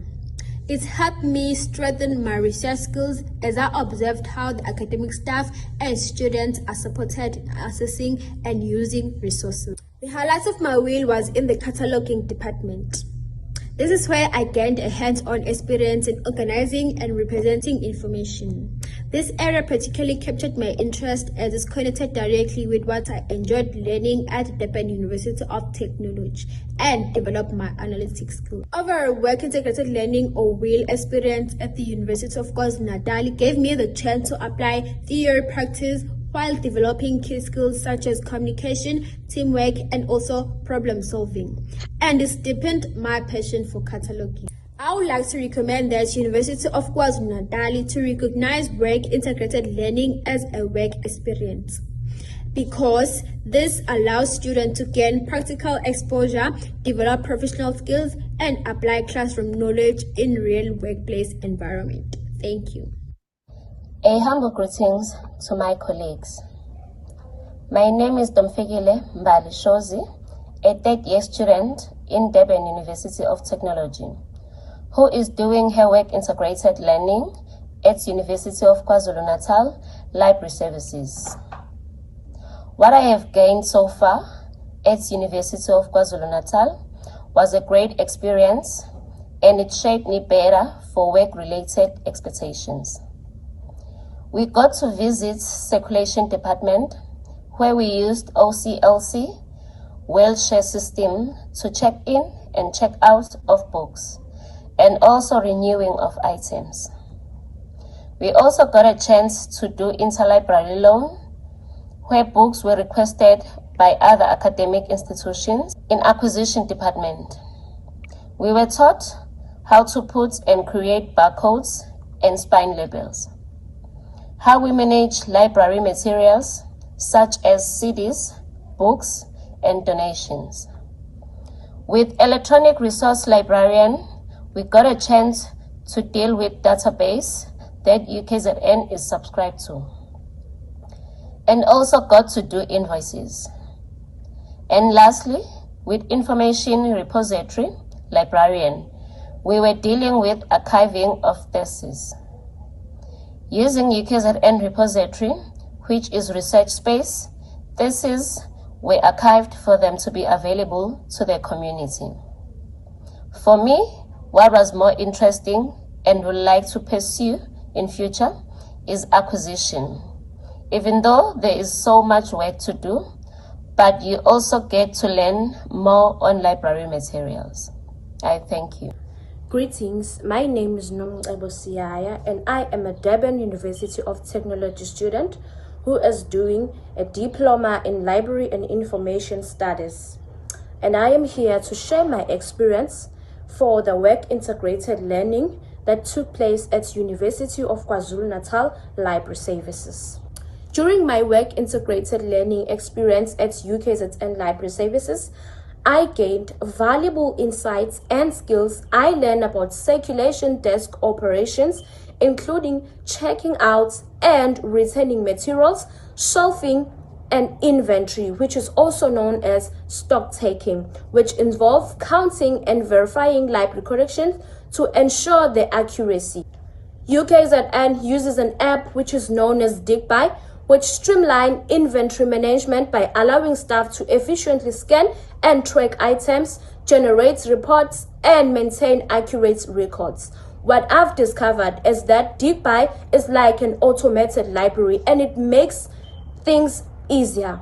I've also discovered the importance of information services such as user education, which helps students to develop research skills. I saw firsthand how librarians assist students with their research needs and help them navigate the library's resources. I also work in the acquisition department, learning about ordering books, processing new materials, which gave me insights into how libraries acquire new resources and build their collection. Additionally, I gained hands-on experience with the special collection, including archiving newspapers and digitization. Through this experience, I have developed valuable skills in customer service, teamwork, communication, and problem solving. And I learned about the importance of careful planning and decision making in building a library collection to support university's curriculum and research needs. Thank you. Now, as a host, we do a host report. Each student performance is evaluated confidentially by the host, supervisor. These are SEC PLs, since the WIL integrated learning is centered at circulation. The feedback focuses on professional behavior, technical skills, and the readiness for workplace.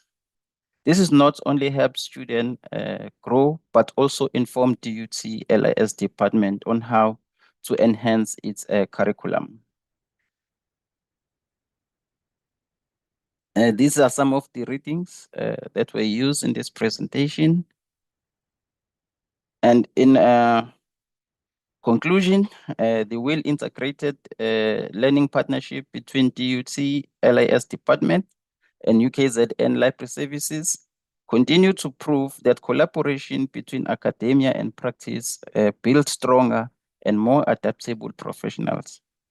Siyabonga kakhulu to DUT, our library leadership, and all colleagues who mentor these students during their stay with us. A special thanks to Mr. Teddy Numalo, our SEC officer at AC, for the student video clip edit that we have just seen.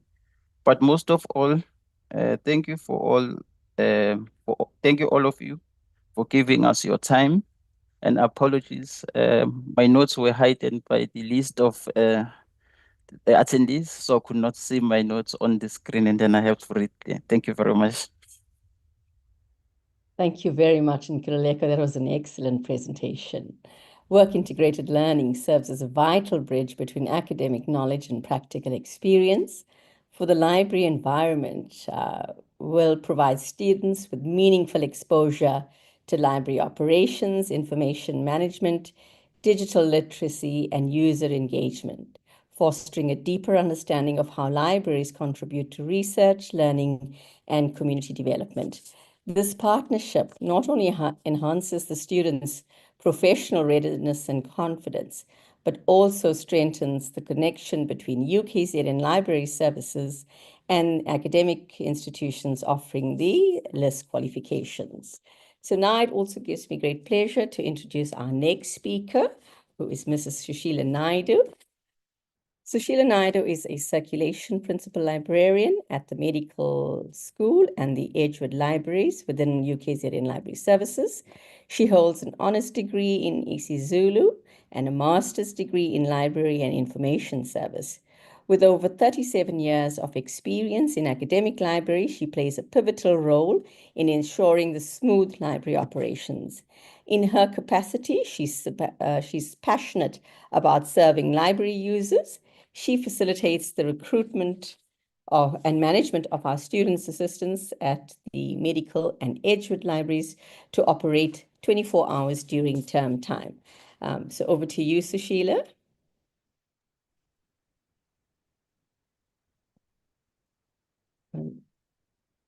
Sushila?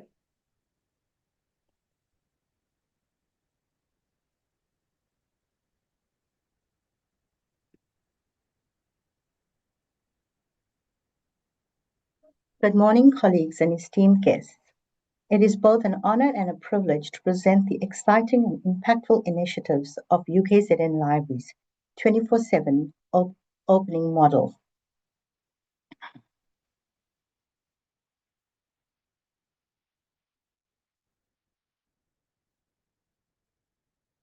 Let's begin with a brief definition. UKZN Libraries 24/7 refers to the extended accessibility of our libraries, providing round-the-clock access to facilities, resources, and support. This service is offered on all 5 UKZN campus libraries, 24 hours a day, 7 days a week, including weekends and public holidays, during the academic terms of the university. This service supports academic success, enabling students, staff, and researchers to access a safe, functional, and inclusive environment whenever they need it.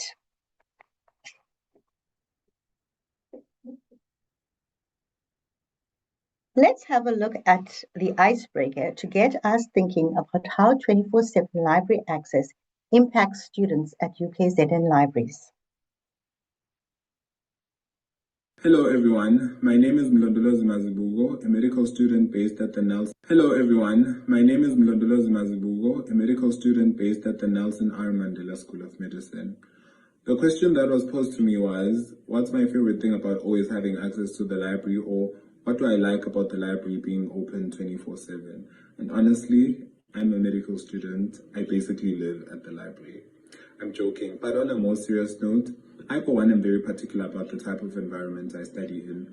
I need to be able to hear a pin drop. That's just how silent it needs to be. And the library offers me that type of environment because at RACE, there's a lot of us. We study very differently and we have different routines. Some people study with music. Some people walk around when they study. Some people read out loud when they study. All those things are huge, huge distractions for me, and they make my study sessions at RACE feel unproductive. But I know that to avoid dealing with all of that, I just go to the library, which is always open. It's quiet. There's good connection. There's always staff at the front desk ready to help me find a resource to understand a topic that's giving me trouble. The lands inside are always ready to use. I can print out notes. I can continue working on assignments. Sometimes at rest we have power cuts or load shedding. But I know that if I go to the library, they have a generator there. The power will go out for 5 seconds. 5 seconds later, we are up and running. I can continue using my devices. I can continue studying. So having this much access to such a conducive environment is very, very beneficial for me, especially because we are away during the day, busy with our clinical rotations. I come back to rest. The studying environment isn't as ideal, but I know that I can rest when I come back from rest and go when I feel more rejuvenated, go to the library when I feel more rejuvenated, and have a very productive and effective study session.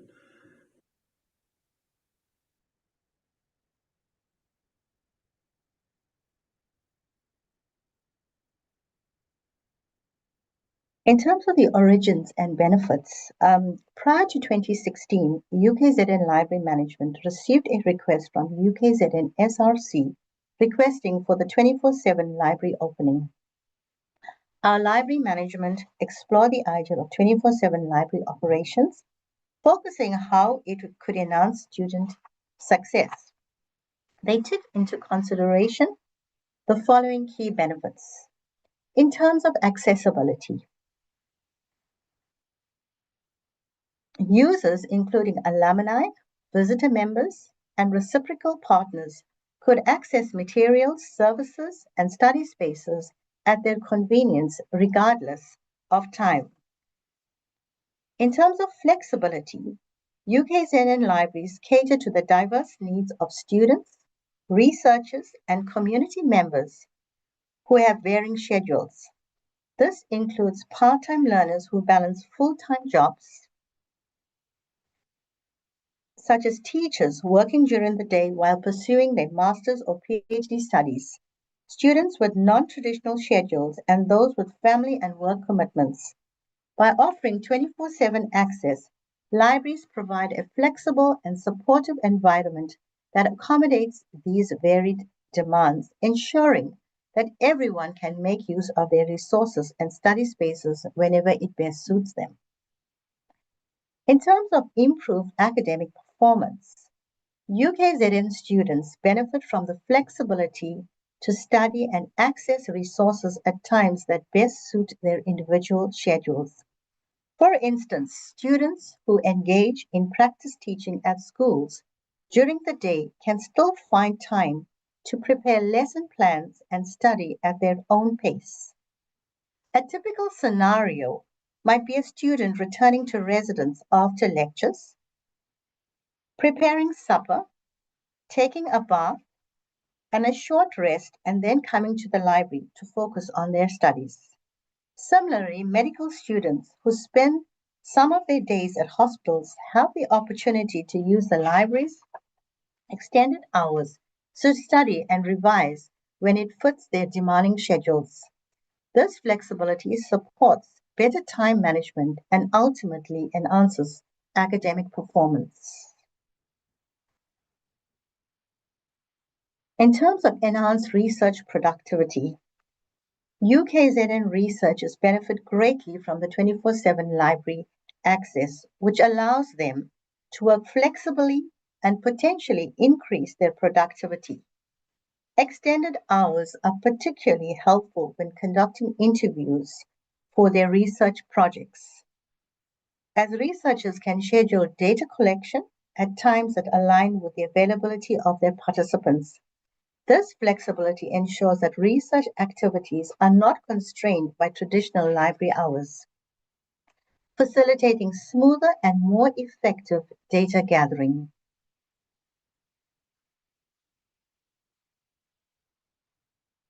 In terms of increased community engagement, by extending our library hours, the UKZN Library becomes a more accessible and inclusive space, fostering stronger community engagements and connections. The 24/7 library hours have transformed the library into a vibrant hub for community involvement. For example, corporate relations at UKZN collaborates with the library to use it as a collection point for various community projects, such as donations for flood victims or contributions for the Wheelchair Foundation. Library patrons can conveniently drop off items in designated boxes at their leisure, making it easier for university community to participate in meaningful outreach initiatives. These initiatives promote a sense of community connection and contribution.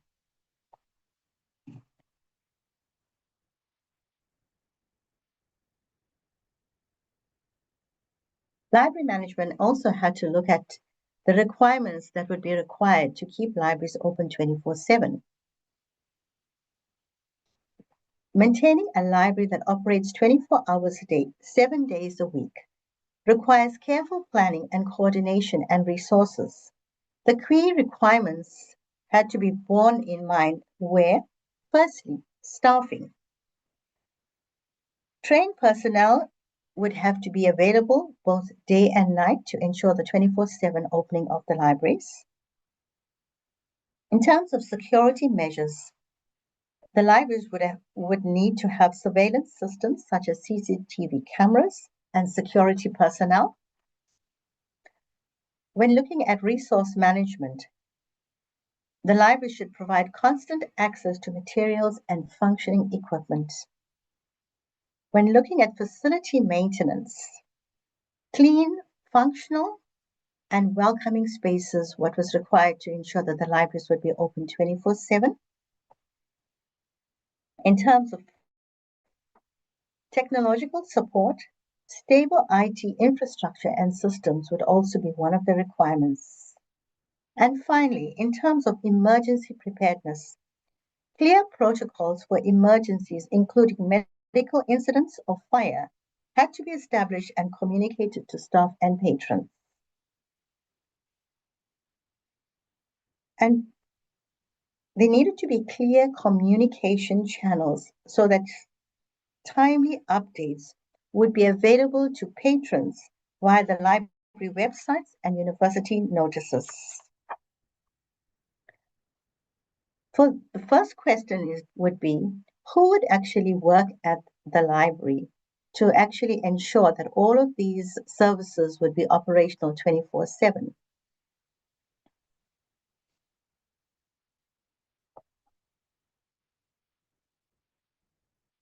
The circulation principal librarian responsible for overseeing circulation operations at a specific UKZN library plays a pivotal role in ensuring the smooth functioning of the 24/7 library services.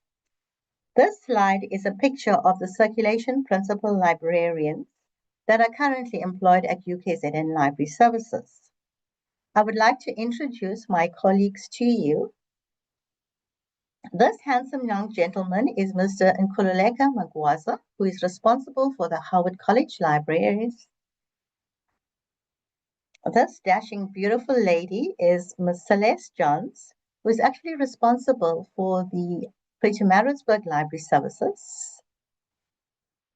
And this is obviously Sushila Naidu, who is now currently speaking, who is responsible for the Edgewood and Medical Libraries. And this fine gentleman here is Mr. Sipho Kumalo, who is actually responsible for the Westville Campus Libraries. Our roles are essential in coordinating staff, managing resources, and maintaining a welcoming environment that supports continuous access to library facilities for all users. Additionally, we are available 24/7 to provide support and assistance to staff working during extended hours, ensuring seamless service at all times. We also respond to unexpected events such as electricity outages or safety incidents 24/7.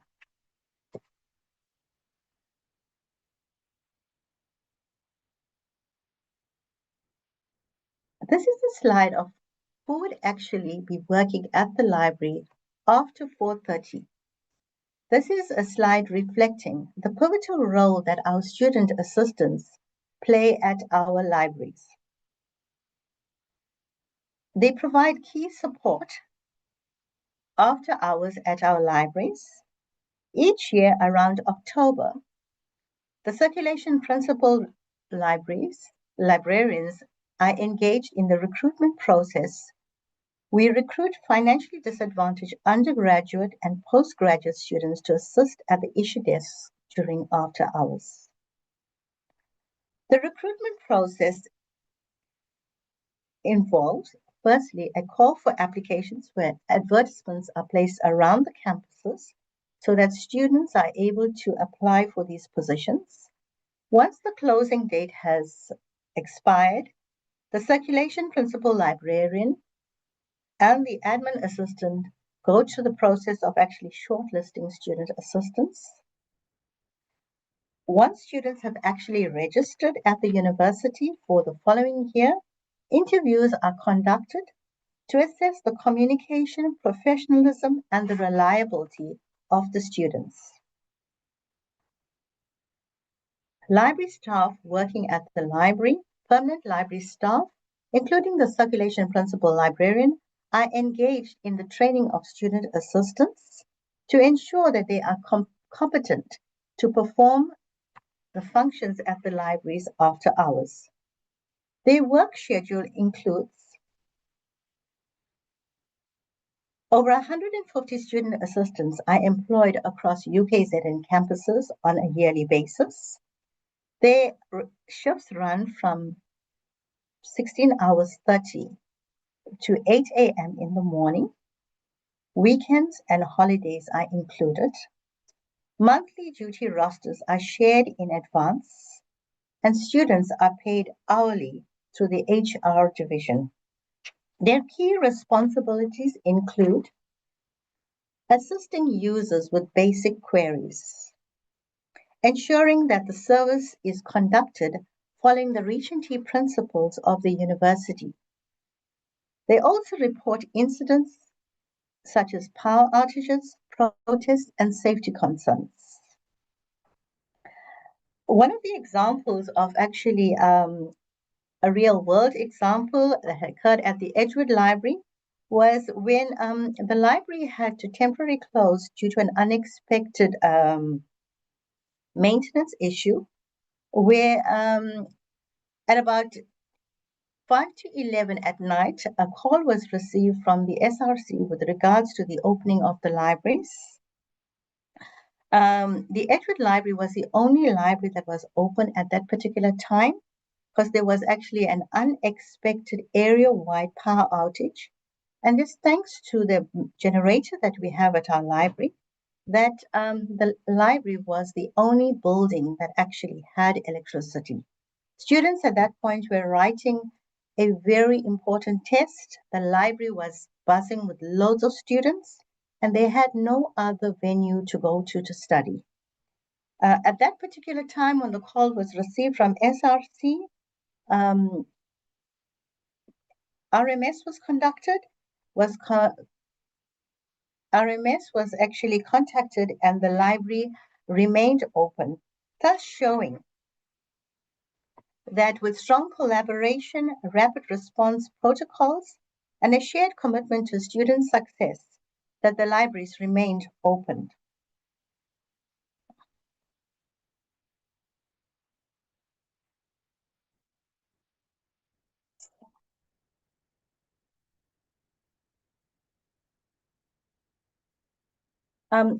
Here, let's actually hear one of the voices of our students. Greetings, everyone. My name is Ngomi Tele, and I'm here to share my experience at working at the UKZN Edgewood Library. I could say that the experience was quite epic, and I was able to work well under pressure for the past 2 years that I've been serving the UKZN Library as a student assistant. The library being opened 24 hours helped me a lot. I mean, like financially, academically, it has helped me to gain strength while working. I've managed to do my assignment while I'm working at the UKZN library. As I'm residing in a double sleeper, two sleeper at my residence, having the library to be opened 24 hours, it has helped me a lot because I was able to study at the library. When I got here, no matter the noise that is happening here, I won't suffer much because I'll be able to do my assignments on the library because of it being opened 24 hours. So I could say that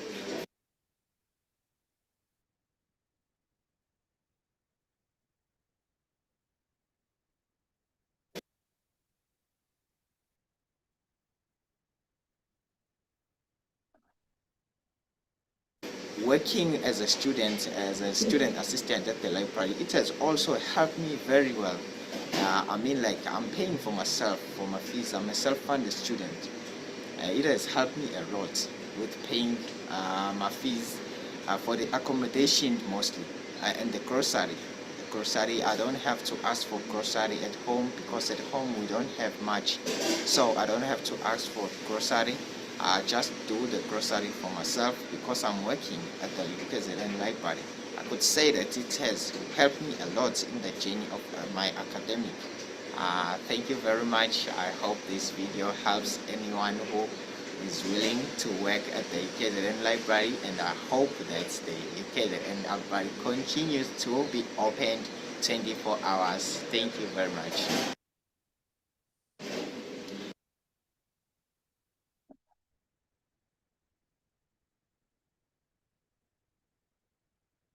A special thank you to our student assistants who actually play such a vital role in ensuring the smooth operations of our 24/7 opening of the libraries.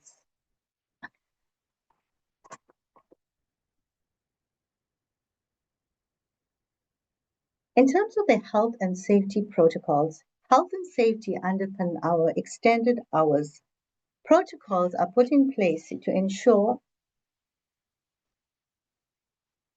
a clean and a well-maintained environment, clearly communicated emergency responses, well-trained staff, and responsive management. In terms of security measures, security is managed in collaboration with UKZN security services. We have on-site security personnel who actually assist with ensuring that all safety protocols are followed at the library. We have CCTV surveillance cameras that are present at all libraries. And in terms of noise management, our RMS, which is the security management services that actually assist with hourly patrols, ensuring that students maintain a level of quietness when they are studying in the library. And we also have we have strict access control mechanisms at the library to ensure that only patrons with UKZN cards are only allowed access into the library. Our security personnel also assist with an after-hours escort service to assist students in accompanying them to the buses as well as to their residences. These protocols help to foster a safe, quiet, and focused academic environment.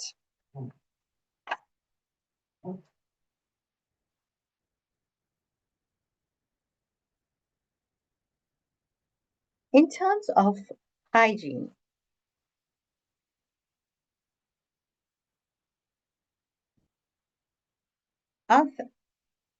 our appreciation is extended to the CMS division, which is our campus management services, whose support ensures that libraries remain clean, comfortable, and functional.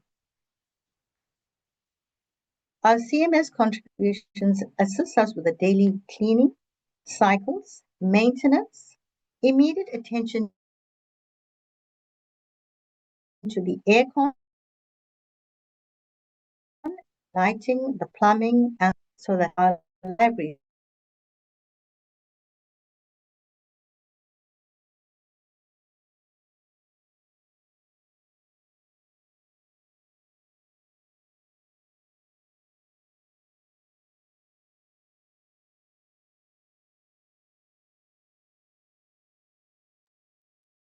Sushila? Roshni, we seem to have a problem with Sushila. Sushila, can you hear us? Hi, Sushila. I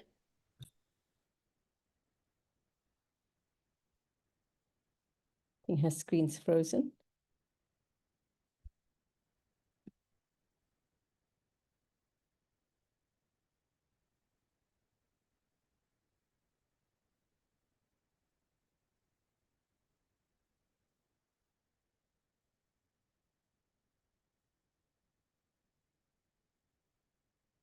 Okay, colleagues, I think we're going to go ahead then.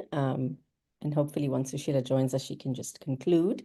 But the extension of the library operating hours to a 24/7 represents a significant step in enhancing access, flexibility, and support for students and researchers at UKZN.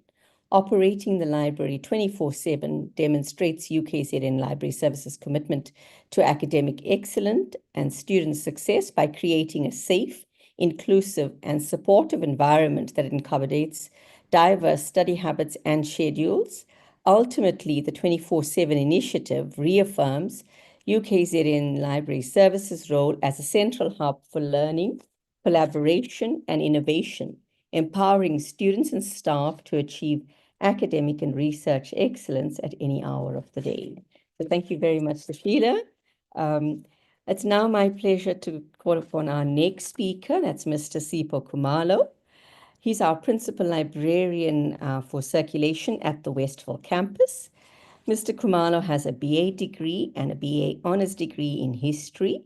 He's got a postgraduate diploma in information studies and a BB honors that he got at UKZN. Sipho has worked at the eThekwini Municipal Libraries from 1994 to 2009. And currently, he is the principal librarian at Circulation. It's a position he's held since 2010. He's passionate about librarianship and enjoys assisting library users. So over to you, Sipho, sharing your experiences on repurposing our spaces.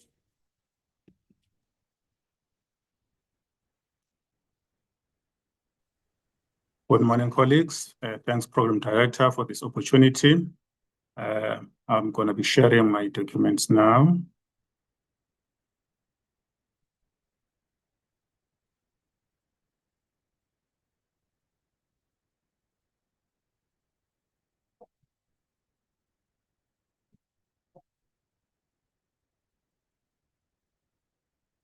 Please confirm if you can see my document, please.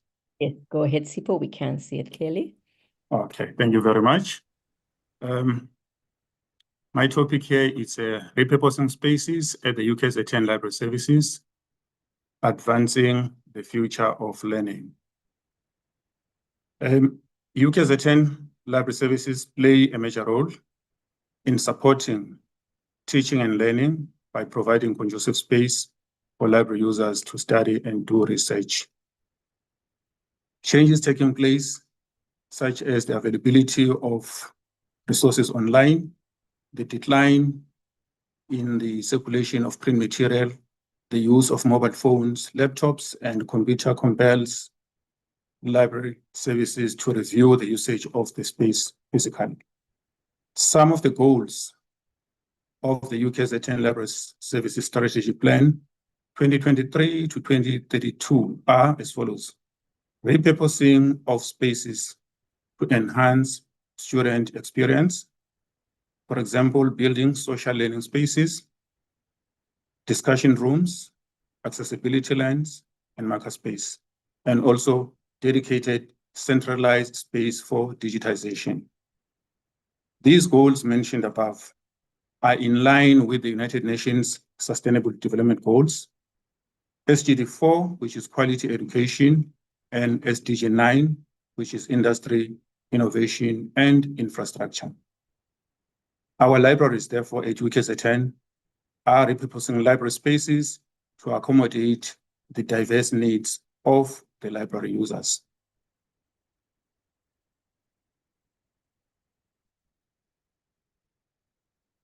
UKZN Library Services has the library space committees in each campus. The circulation principal librarians, in consultation with the library space committees at all 5 UKZN campuses, are responsible for space in the libraries.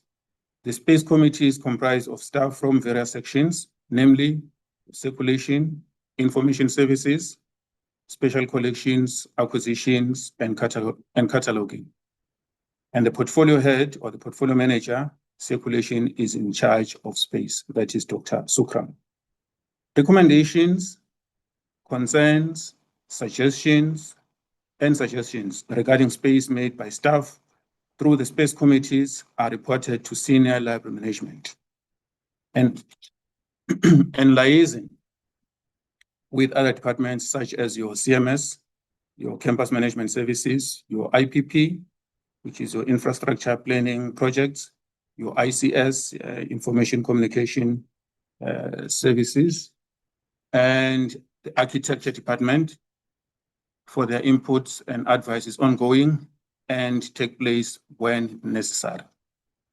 Therefore, the primary purpose of the UKZN Library Space Committee is to guide and recommend decisions concerning the usage of space, reconfiguration, and infrastructure development. Okay. Now, if you look at the needs for repurposing space, the UKZN Library Space Services is no longer subscribing to print journals. Students no longer submit print copies of theses and dissertations to the library. They submit theses in PDF formats to the school's higher degree officers. And these PDFs are then uploaded on the repository or research space and are made available online. The existing print copies of theses and dissertations are being digitized. Libraries also buying more ebooks than print books. Therefore, more space become available and repurposed space and therefore more space become available and repurposed to accommodate the needs of the library users. Technological changes requires UKZN Library Services to repurpose its library space. We also have different needs of our users.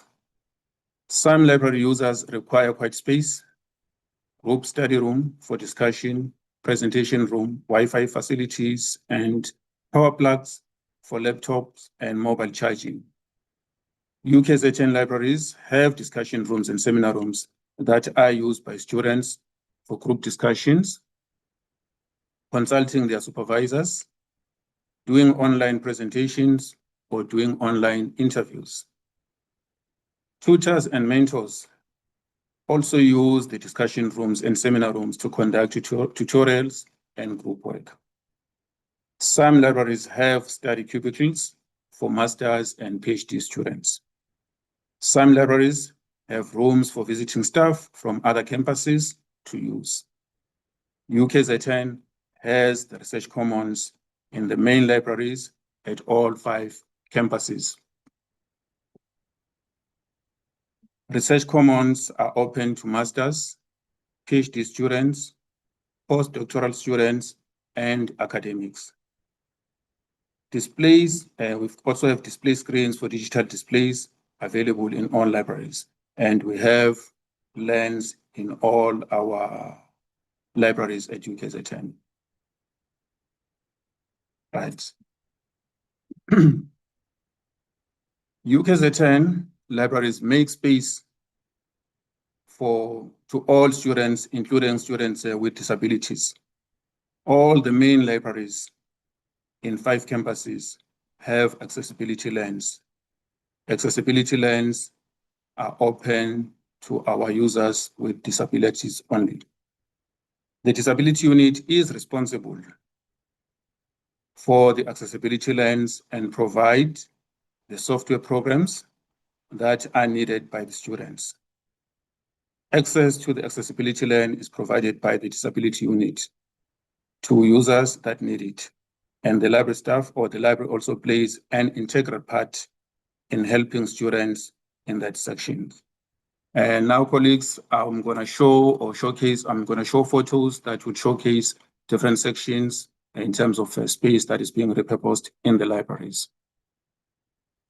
This is our relaxation area where students can come and sit. We also have plug points. If they need to charge their phones or laptop, they are welcome to do that. So they can come and sit while waiting for other students or while taking a break from studying. And then the next one would be showing the discussion rooms. This discussion room is small in size. It's mainly in demand used by the students that are consulting students, supervisors or on one-on-one. And we've seen a lot of students requesting for space, especially after COVID. They do a lot of online presentations and some of them doing the interviews. So they'll come to us and ask for quiet spaces in the library, and then we provide these facilities. But we also have those that are bigger in size in terms of group discussions. They will then use the bigger rooms. Then this one is our research commons. And the research commons I've mentioned before is mainly for our master's students, your PhD, postdoctoral, and academics. I just took a few photos of the research commons, including the seminar rooms, that while students are using the research commons, they also have their own space where they can consult or have discussions in the research commons. This is also a picture of the research common in a bigger size. And we have accessibility lanes. This is our accessibility lane. This is the inside of the accessibility lane. This is a sort of like a relaxation area within the accessibility lane. Right.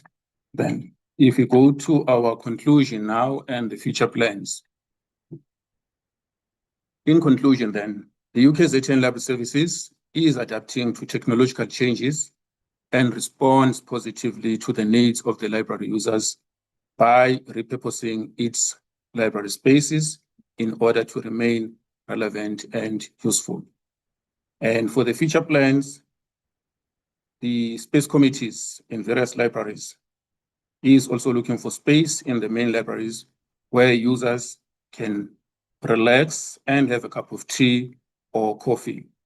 These spaces should have the comfortable furniture for relaxation, your water dispenser, the vending machines for light snacks and beverages. But this is in now planning for the future. Thank you.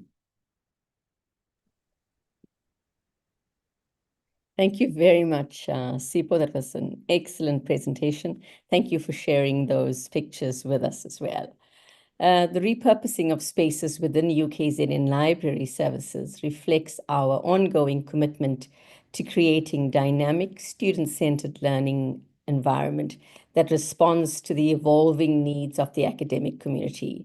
As information access and learning modalities continue to shift, our libraries are transforming from traditional collection-focused spaces into vibrant hubs for collaboration, innovation, and digital scholarship. By redesigning spaces to include flexible study areas, technology-rich zones, and inclusive environments that support both individual and group learning, UKZN Library Services is aligning with global trends in academic library design. Importantly, repurposing library spaces is about more than aesthetics. It's about reimagining the role of the library as an active partner in teaching, learning, and research. Thank you very much. Thank you, Sipho. And it now takes us on to our next speaker. So it's my pleasure to introduce Mrs. Celeste Jones. She's our Principal Librarian for Circulation at the PMB campus.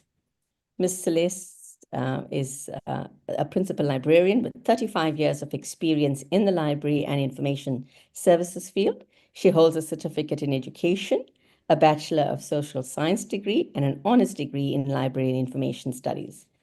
Mrs. Johns began her professional journey as a library's assistant, steadily advancing through a range of roles from senior library assistant to senior library officer. Since 2018, she has served as the principal librarian for circulation, where she continues to lead with dedication and excellence. Throughout her distinguished career, Mrs. Johns has remained deeply passionate about connecting people with knowledge and supporting lifelong learning. Her expertise encompasses all aspects of library management, user services, and collection development, with extensive experience across the main library, law library, and life sciences library at UKZN. Her topic, Beyond the Desk, the Changing Face of Circulation in the 21st Century, Academic Libraries, aligns with our webinar theme as it expresses how circulation services are evolving beyond traditional desk-based functions, highlighting innovative practices, technologies, and user-centered approaches that are shaping the next generation of circulation in academic libraries. Over to you, Celeste.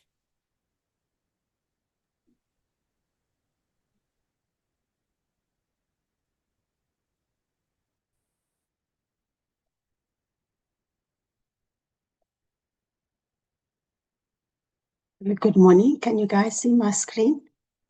Yes, we can. We can see you, Celeste. And you can see me? Okay. Thank you, Dr. Patha. Let me start sharing. Thank you for that introduction, and good morning to my colleagues and esteemed guests.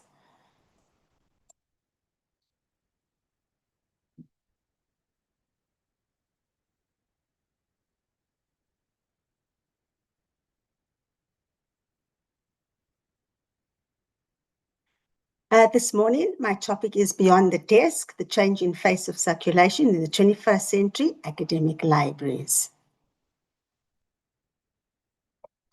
This morning, I will be covering on the topics, as you can see the table of content, the various topics we'll discuss. The University of KwaZulu-Natal UKZN libraries are changing to become modern learning spaces that help students, researchers excel at their highest level. As we are in the 21st century, circulation services are not just traditional check-out, check-in desks anymore. We're now using digital tools, focus on user needs, and offer new ways to access information. These changes show that UKZN libraries are committed to supporting students, staff, and researchers in a digital and team-focused learning environment. We're supporting academic excellence and research innovation. This morning, I know I'm sitting before all librarians, so we're all familiar with the radio frequent identification, as we all know, RFID. And this is technology that is a small electronic tag and sensors to track items. We at UKZN have implemented RFID at our medical school using various systems, and I will explain further on my next slide. In our libraries, we use RFID to help us keep better control of books and other materials. It improves our security by preventing theft and loss, as well as our inventory management. The RFID makes it easier for us to find as well as check in and check out items. Because RFID automates many routine tasks, library staff spend less time handling books and more time assisting users. Illustrated before you this morning is an example of what's implemented at our medical school library.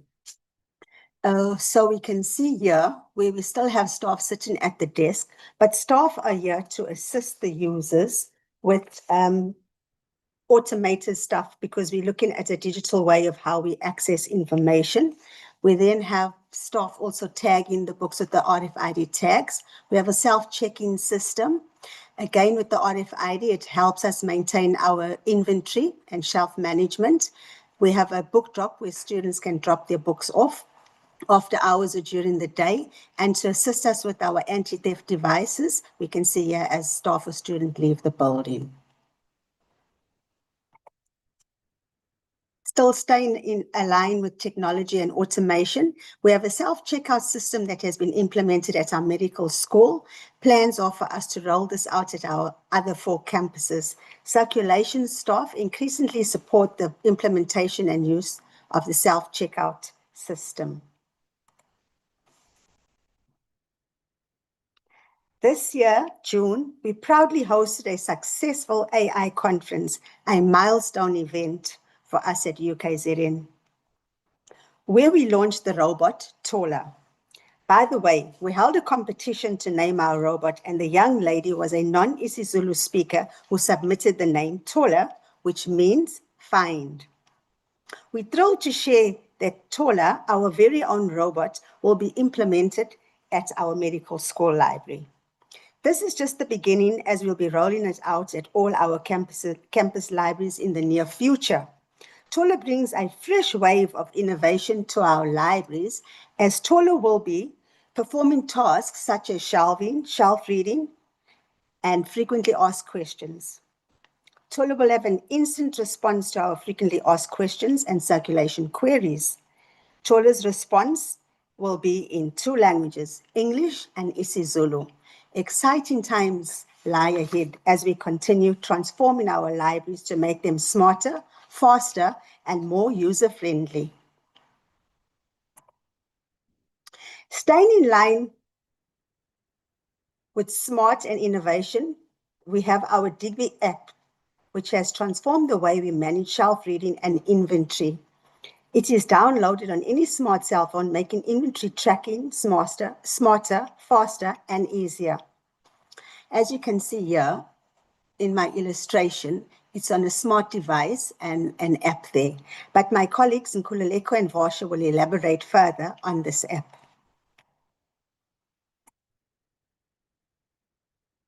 Expanding circulation services beyond the physical library.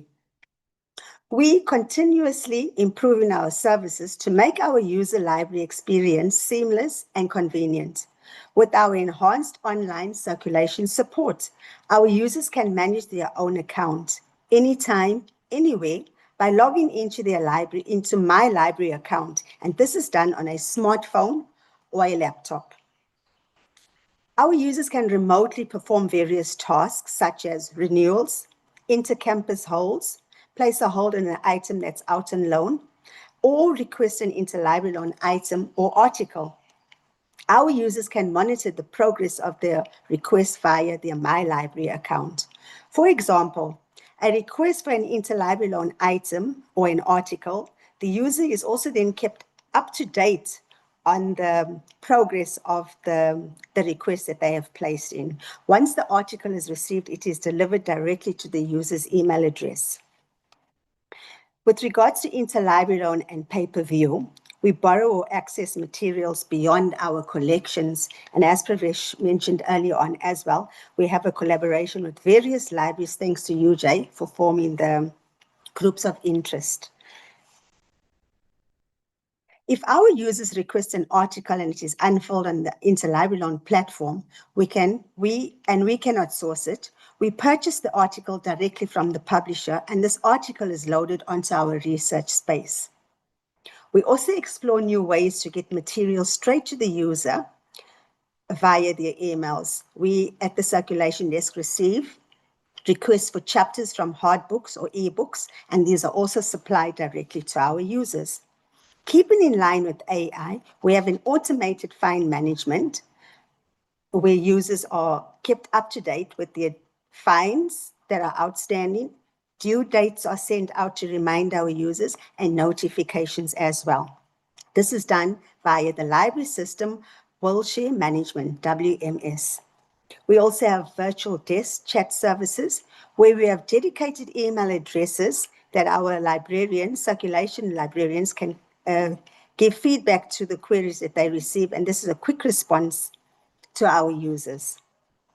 Circulation staff also assist users in accessing ebooks, digital reserves, academic journal databases.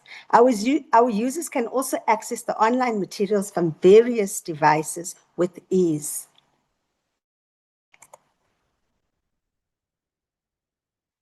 Pravesh spoke earlier on where he spoke about job profiles, and all our staff's jobs were standardized. And this is greatly because most circulation staff are qualified librarians.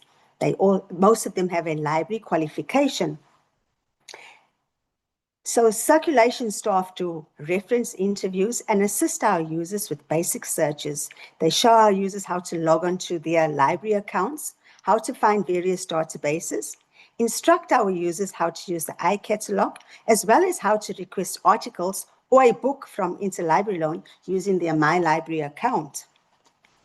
Circulation staff also assist with training in digital literacy with merging technologies. As most circulation staff have the qualification, we have several circulation staff that are in other sections of the library, for example, acting in personalized librarian roles. Acting in these positions has afforded staff to gain the experience and skills as a personalized librarian. Taking the initiative up to upskill is a wonderful opportunity for self-development. We are proud to celebrate this great achievement from the circulation section. The future of circulation. With AI in place, will circulation librarians disappear? Well, in my view, definitely not. After attending several workshops on AI, I can safely say, in my view, we at Circulation will redefine our roles, moving from book-based transactions to people-centered knowledge services. We will support research through the research data lifecycle, from planning, collecting data, to managing, analyzing, and preserving, sharing, and discovering information. With the use of AI search platforms, we will assist academics and students to streamline their work. As qualified circulation librarians, we will continue with this process. So the future lies not in disappearing, but in redefining our roles as facilitators to access to information, innovation, and academic success. As I come to a close, in my conclusion, I'd like to say circulation librarians are embracing technology, automation, and AI to streamline routine processes like redefining roles as knowledge facilitators, digital literacy trainers, and research support partners. This shift highlights our continued relevance, not through transactions, but through people-centered services. It directly enhances teaching, learning, and research.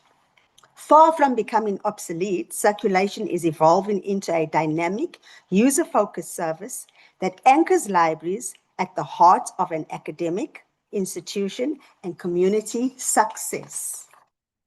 And as I come to an end, this illustration shows how librarians can work with artificial intelligence, AI, it can assist us and not replace us.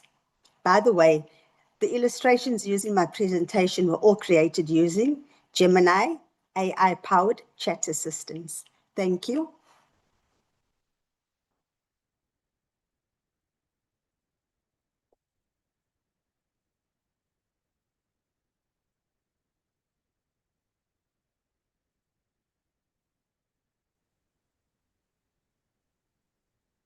Thank you very much. Thank you very much, Celeste. That was a powerful presentation. Thank you so much. The future of circulation at UKZN Library Services lies in striking a balance between efficiency, accessibility, and user experiences. As libraries continue to evolve in the digital age, circulation services are shifting from being transaction-based to relationship-driven and technology-enhanced. The circulation desk, as Celeste said, of the future is not a point of issue and return, but a gateway to personalized support, information guidance, and community connection. At UKZN, the vision is to create a circulation module that is centralized, smart, and user-focused. In essence, the future of circulation is about unlocking access anywhere, anytime, while maintaining the heart of library service, connection, care, and commitment to learning. Thank you very much. We now move on to our final speaker, Ms. Varsha Sukraj. She's our library systems consultant at the University of KwaZulu-Natal, with 17 years of dedicated service to UKZN, including 11 years in her current role. Varsha is a seasoned expert in library technology.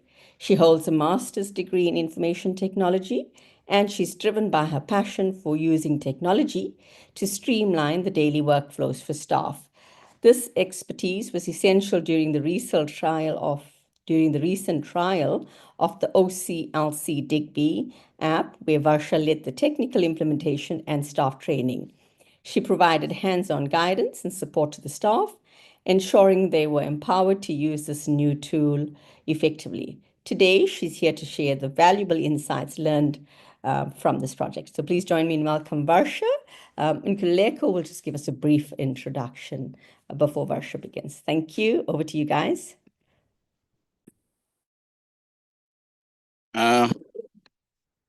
Good day once again, everyone.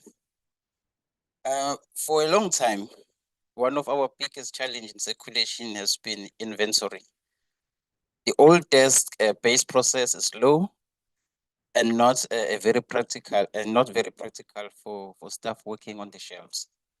So when Ms. Tandega Zondi from our law library at Howard College suggested trying out a mobile app that could do this work right at the shelves, we were excited to give it a go. The law library became our testing ground. Ms. Zondi, together with Will students and Mr. Teddy Ngumalo, embark on this trial.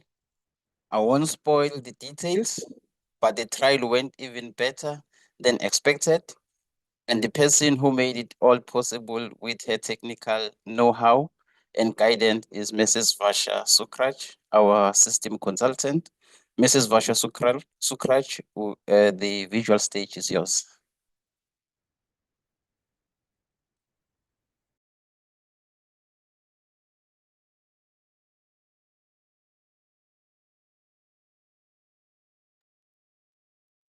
Thank you for that introduction. Good morning, everyone. My topic for today is making library work easier with the OCLC Digby app. I want you all to think about doing a library inventory. We all know it's a really important task in the library, but let's be honest, it can be a real hassle. For years at UKZN, we've used the World Share Management Services or WMS option, the inventory option on the system. While it's powerful, it has one major limitation. It ties us to a desktop or a laptop. This means that staff are constantly moving trolleys of books back and forth between the shelves and the computer, or trying to balance a laptop in a narrow aisle. It's inefficient and it slows down a vital library function. Today, I want to introduce you show you something that could really change how we work, a mobile app called OCLC Digby. The Digby app has been a part of our WMX subscription for some time, but due to certain limitations, we had not adopted it. Recent developments and eagerness from our staff for a mobile solution made it a perfect time for us to revisit this potential. This led us to conduct a dedicated trial at the GMJ Sweeney Law Library, and I'm here to tell you all about it and what we learned. So what is Digby? Digby is a mobile app from OCLC that's available as part of our library's World Share Management Services subscription. It's designed to handle a range of everyday library tasks, from shelf reading to inventory, right from your smartphone. One of the best parts of this tool is the cost. So Digby is included in our library WMS subscription at no additional charge. This means we can improve a major workflow without buying any new software. In terms of technology, Digby, the requirements are very basic. The app runs on most recent versions, the app runs on a smart device with a camera for in-app scanning effectively.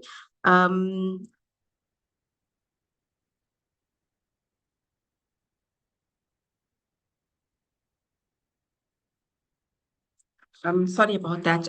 My hand is clicking on my mouse. So one of the best parts of this app is that it requires very basic. Oh, apologies for that, colleagues. Can I just change something on my screen? Please go ahead, Marsha.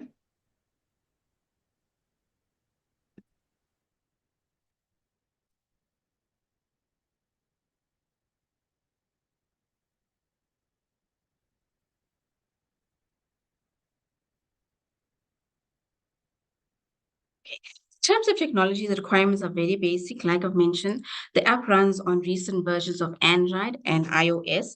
The main hardware requirement is a smart device and a camera to use the in-app scanner effectively. So how to get started using Digby? It's incredibly simple. You download it from the Google Play Store or the Apple Store, and you log on using your UKZN WMS credentials. So when you log on, you will use your existing UKZN WMS credentials. This is an important security feature, as it ensures only authorized staff members can have access to our data. Best of all, the app is designed to be intuitive and self-learning for Digby users, so staff can pick up on it very quickly. Once you're logged on, Digby presents you with a menu of task-focused options. You can check in and out items, you can manage a pull list, you can reshelve, and many more. For our trial, however, we decided to focus exclusively on one key function, which is inventory items.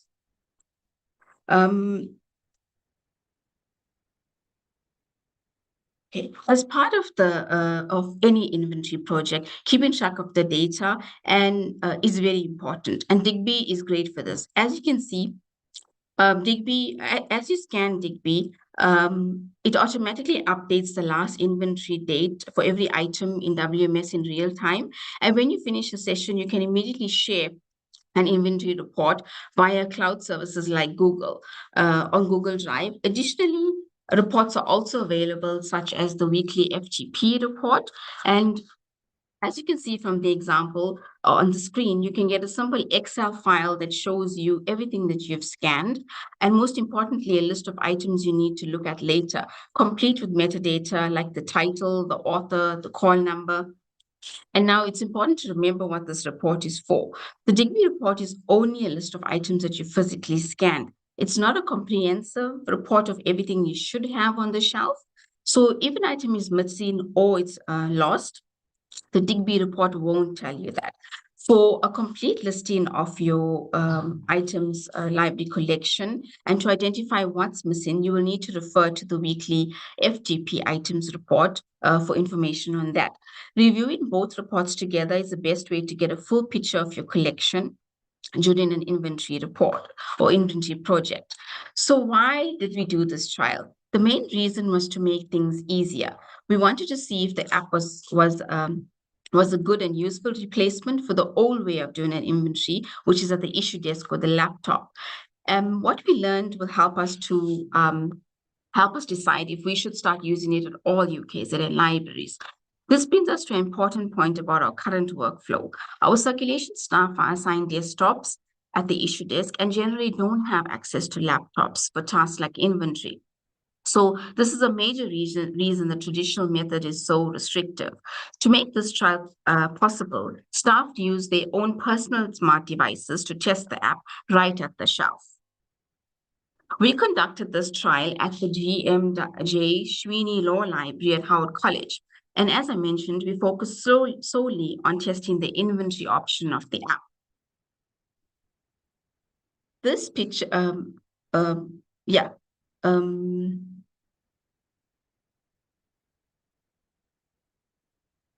okay, so let me tell you more about how the Digby app works or what the inventory in Digby does.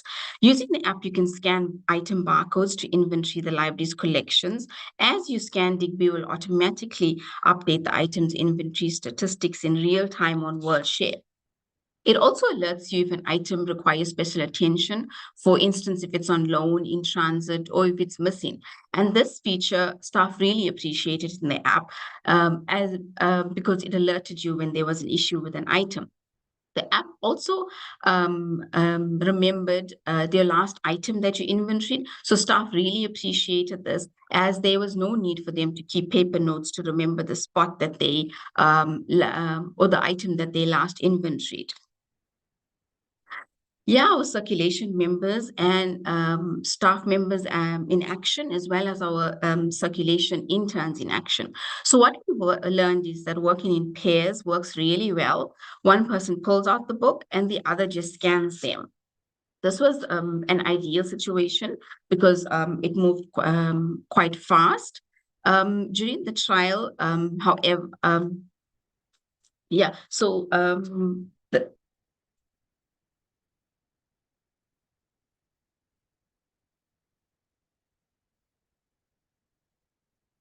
but as you can see from this video here, it also works perfectly when you do it alone or single. So it's manageable for a single staff member to perform. They can pull out the book, scan it, and reshelve it in one easy step without ever leaving the aisle. This is a world of difference from the old process of having to take the books back to the desk or having to have a laptop at the issue desk. This picture shows a big difference. This is the old way of loading up a trolley, taking it all the way to the issue desk and scanning it one by one. It's not hard to see which workflow is more efficient. With the old desktop method, staff might inventory between 40 to 70 items on a good day, depending on how busy the issue desk is. Whereas during the trial, a staff member could dedicate a morning and easily scan between 200 to 300 items in that session. And that's a massive increase in productivity. The feedback from staff who participated in the trial was overwhelmingly positive. One of the key things they mentioned was how the app remembered where you left off, so that there was no need for paper notes or to trying to find the place the next day.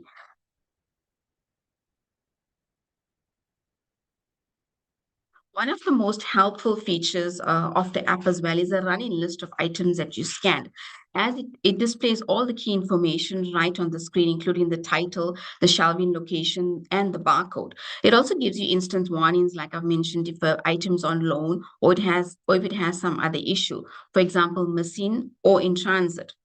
The app can notify you with a sound or a vibration when these exceptions occur, which is great because you can scan quickly without having to constantly watch the screen.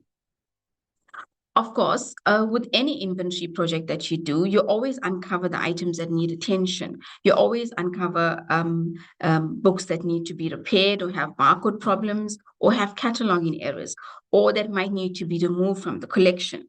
This app helped us find these easily. The trial showed us that we need to have a clear plan for dealing with these items so that work doesn't pile up. So the advantages of the app became clear almost immediately. The app saves a significant amount of time by cutting out the back and forth travel to the desk.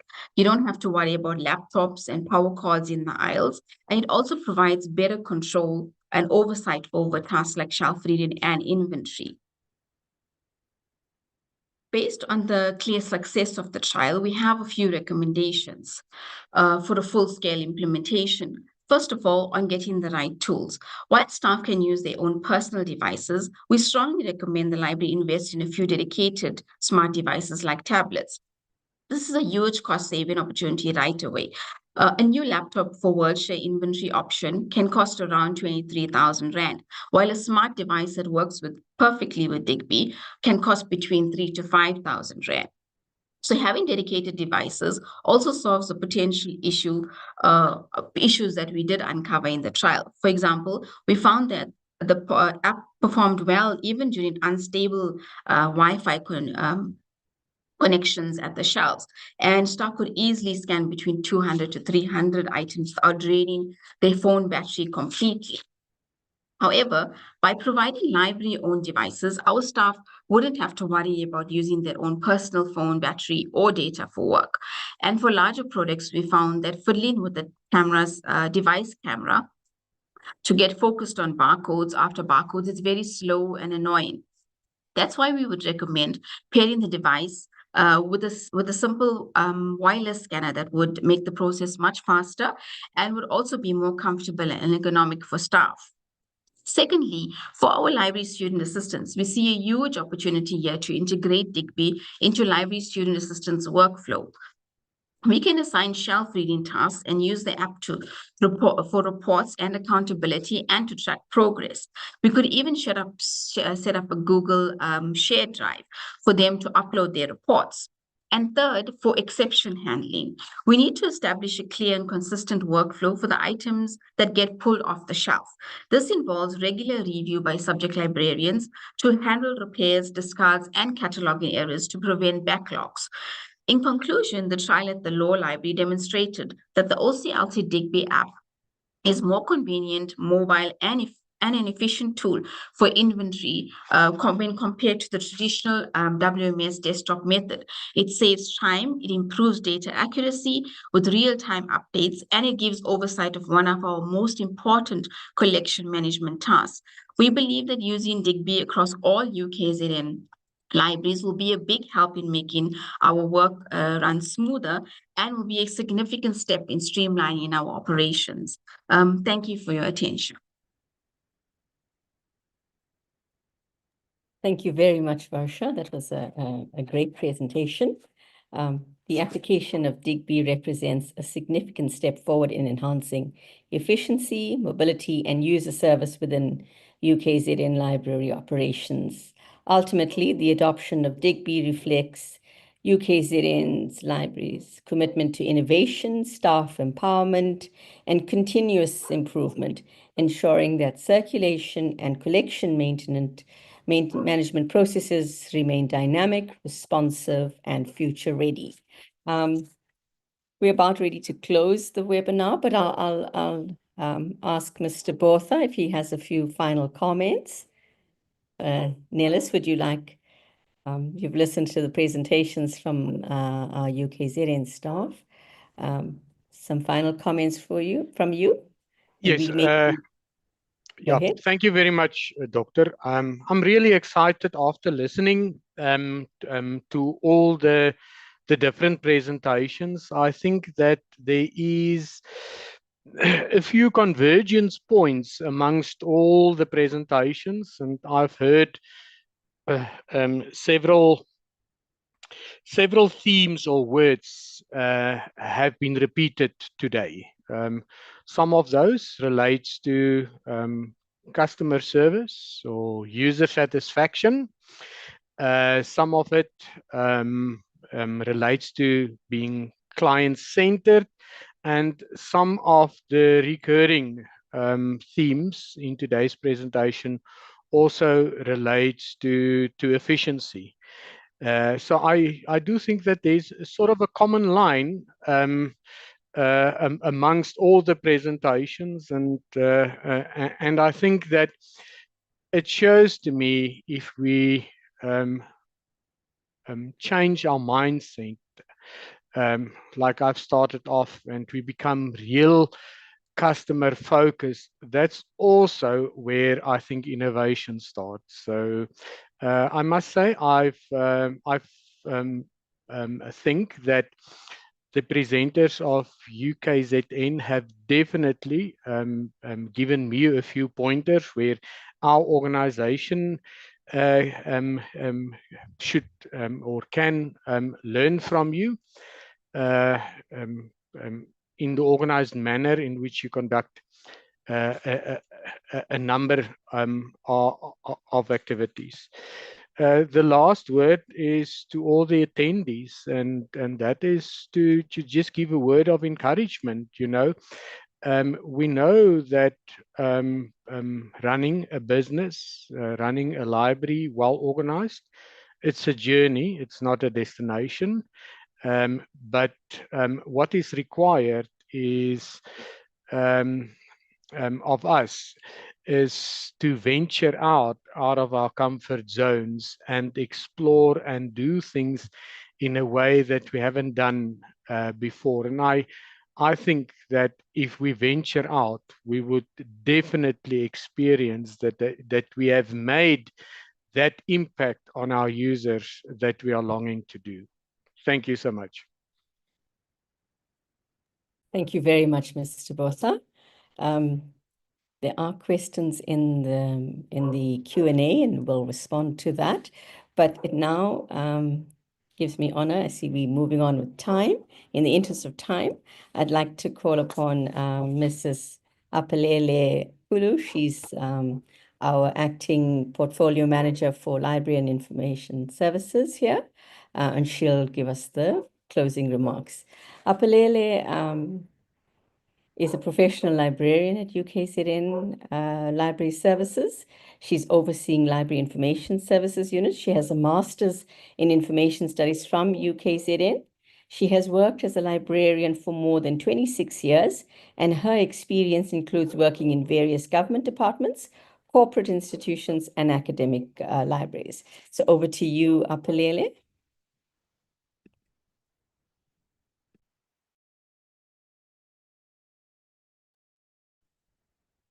Thank you, Dr. Pata.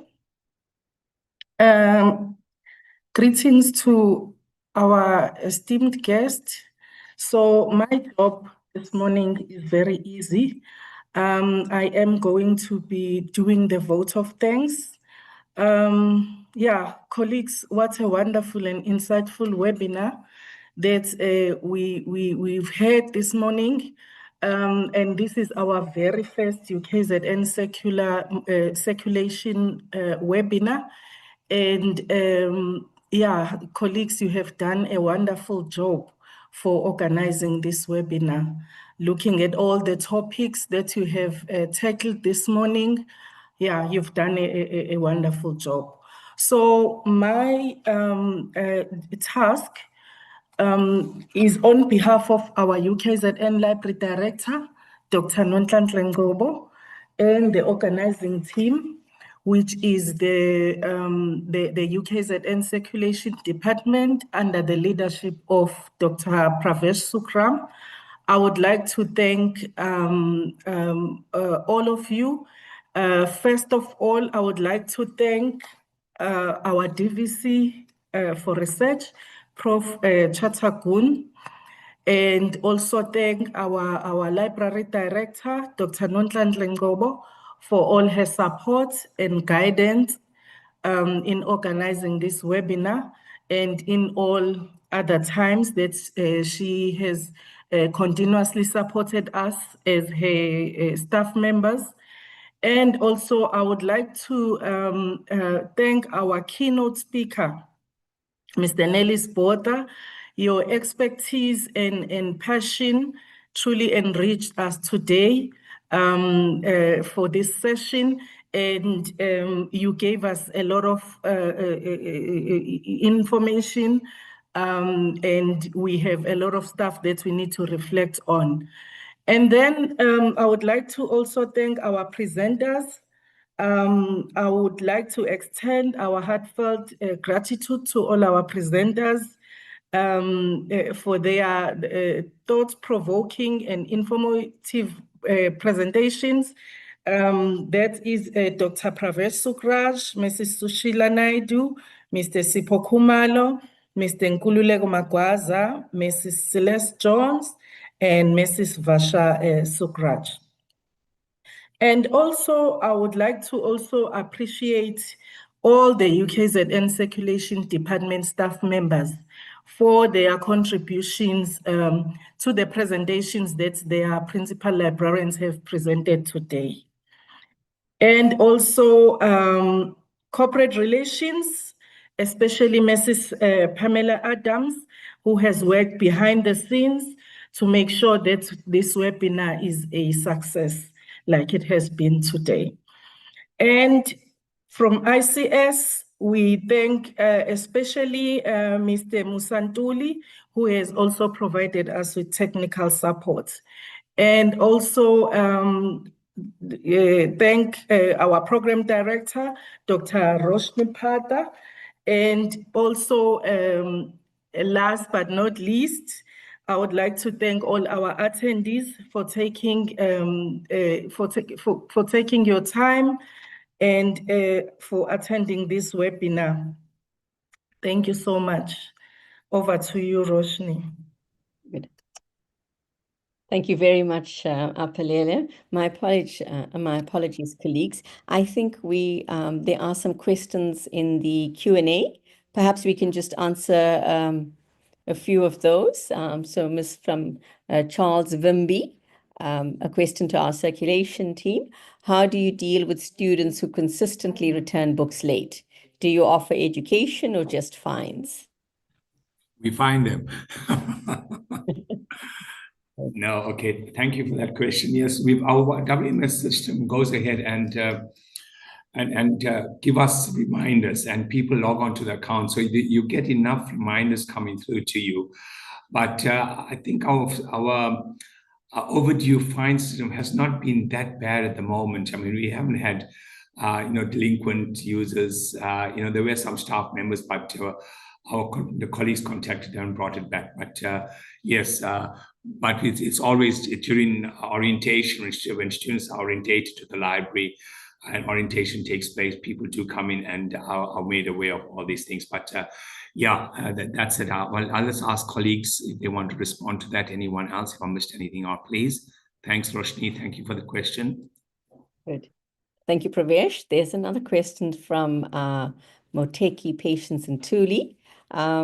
She says, during the presentation, we hire 150 student assistants across all the libraries.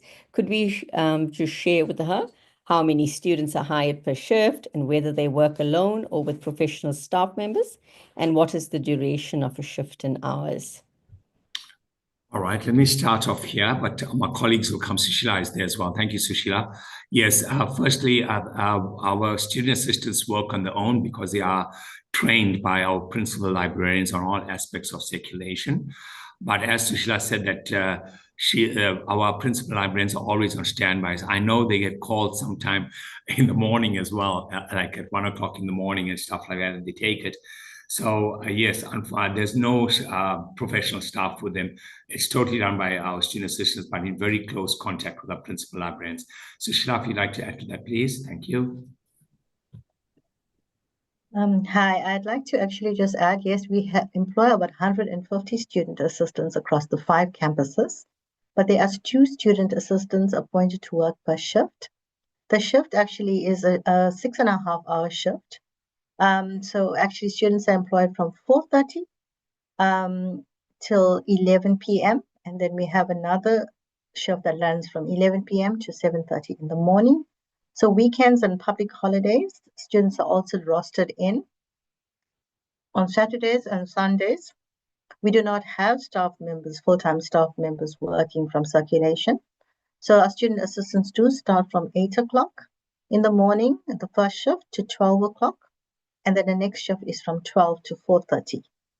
Our students are rostered, and these rosters are provided in advance to the students to accommodate their study schedules. And our students are also advised that should they actually have tests or their university work, they should actually give preference to that, and they are welcome to actually make arrangements with other students that are rostered in so that their duties are actually swapped with someone else. Thank you. Thank you very much, Sushila. I think we'll just take 2 more questions. There's another one that says, from Charles again, how have you made changes to your circulation policies based on user feedback? And if we could give an example. All right, yeah, I'm not sure what feedback, but our policies are, well, if you look at 24/7 opening, for example, it has been a request from our students regarding that. And we've got our suggestion box that come through that at our monthly meetings, every principal librarian would bring to the meeting what suggestions were made. We thereafter address those suggestions. And if we do have student contact details, we contact the student to tell them what remedies we have put in place or how we have attended to the suggestion. Sometimes if they don't have any contact details, we've got display displays in our library, electronic displays, that we actually put the question up and see how it is, how it has been answered, how we have solved that problem. But we have done a survey recently in terms of the library, and unfortunately, the response rate wasn't good. But the thing is, we are attending, like something came on more recently, but they were like water dispensers. It's preferable to have it in library rather than walking out of the library from a security point of view. So yes, we've actually taken that into account, and we are implementing that in the library. If there's more clarity, please just give us. But I think that's a mechanism we use. Thank you, Roshni. Thank you. And I think then the final question is from Margaret. What happens to circulation functions like physical book checkouts and returns when there's load shedding and the generators don't work? What does the library do? Right. Generally speaking, the generators would work, all right, because then our systems kick on. However, if there's no generator or there's no power, usually at night we will close. I mean, security is there to watch our security systems, but we also have a manual system. If a book is out streaming with people and if the lights off for some reason, we haven't had this for a while, thank goodness, but we've got a manual system whereby we look at students' cards, take the details down, and check the books out for them. Because in our system, when you're checking out the book, we do receive a receipt for that as well. So we go, but if we have a power outage and the generators don't come on, we do close because of security reasons. I hope that answers as well. But I think my colleagues can come in here as well if anyone wants to contribute to that. Thank you. Thank you, Pravesh. I think there's two questions that are related to our student assistants, the employment of our student assistants. What year of study do we use, and the rate of pay? I think there's two questions. Yeah. So basically, it's not the first years because we have to employ students that are registered. So usually, as Sheila said, that we start like for 2026, our adverts would be going out soon, and we start doing the interviews for the students and shortlisting and things like that. So they have to be registered to be working at the library, and that creates some hiccups for us at the beginning of the year. But they have to do that. Colleagues, in terms of hourly rate, we go by per what the university guidelines are. At that moment, I think it's about 45 rand an hour. Colleagues, please come in here. We just our budgets recently for 2026, and it's around that price, about 45 rand an hour. We pay students, so we budget for that right now, and that just goes on to our library budget, and it is included, and that's forwarded to our finance system. Colleagues, am I correct? Is it 44 rand an hour? It's 54, Pravesh. 54. Sorry, I'm being a normal manager and I'm undercutting here. Yes, it's 54, and thank you, Sipo. Around there. Oh, yeah, okay. But don't tell her you got the correct budget. Please don't worry. You got the right budget. Thank you. Thanks, Roshni. Okay, great. Thank you, everybody. The presentation will be shared, and I think the YouTube video as well will be live and will be shared with you. You are welcome to contact members of the circulation team across UKZN Library Services if something wasn't answered today, you need more information. We're happy to answer that. So it just leaves me to say thank you so much to all our speakers and participants for contributing to such an insightful and thought-provoking discussion this morning. Today's webinar, Unlocking Access, the Future of Circulation in Libraries, has truly highlighted how circulation is no longer just about borrowing and returning books, but about connecting people, technology, and knowledge in new and transformative ways. So thank you very much for your time. Have a good day further. Thank you very much, everybody. Thanks, Roshni. Thanks.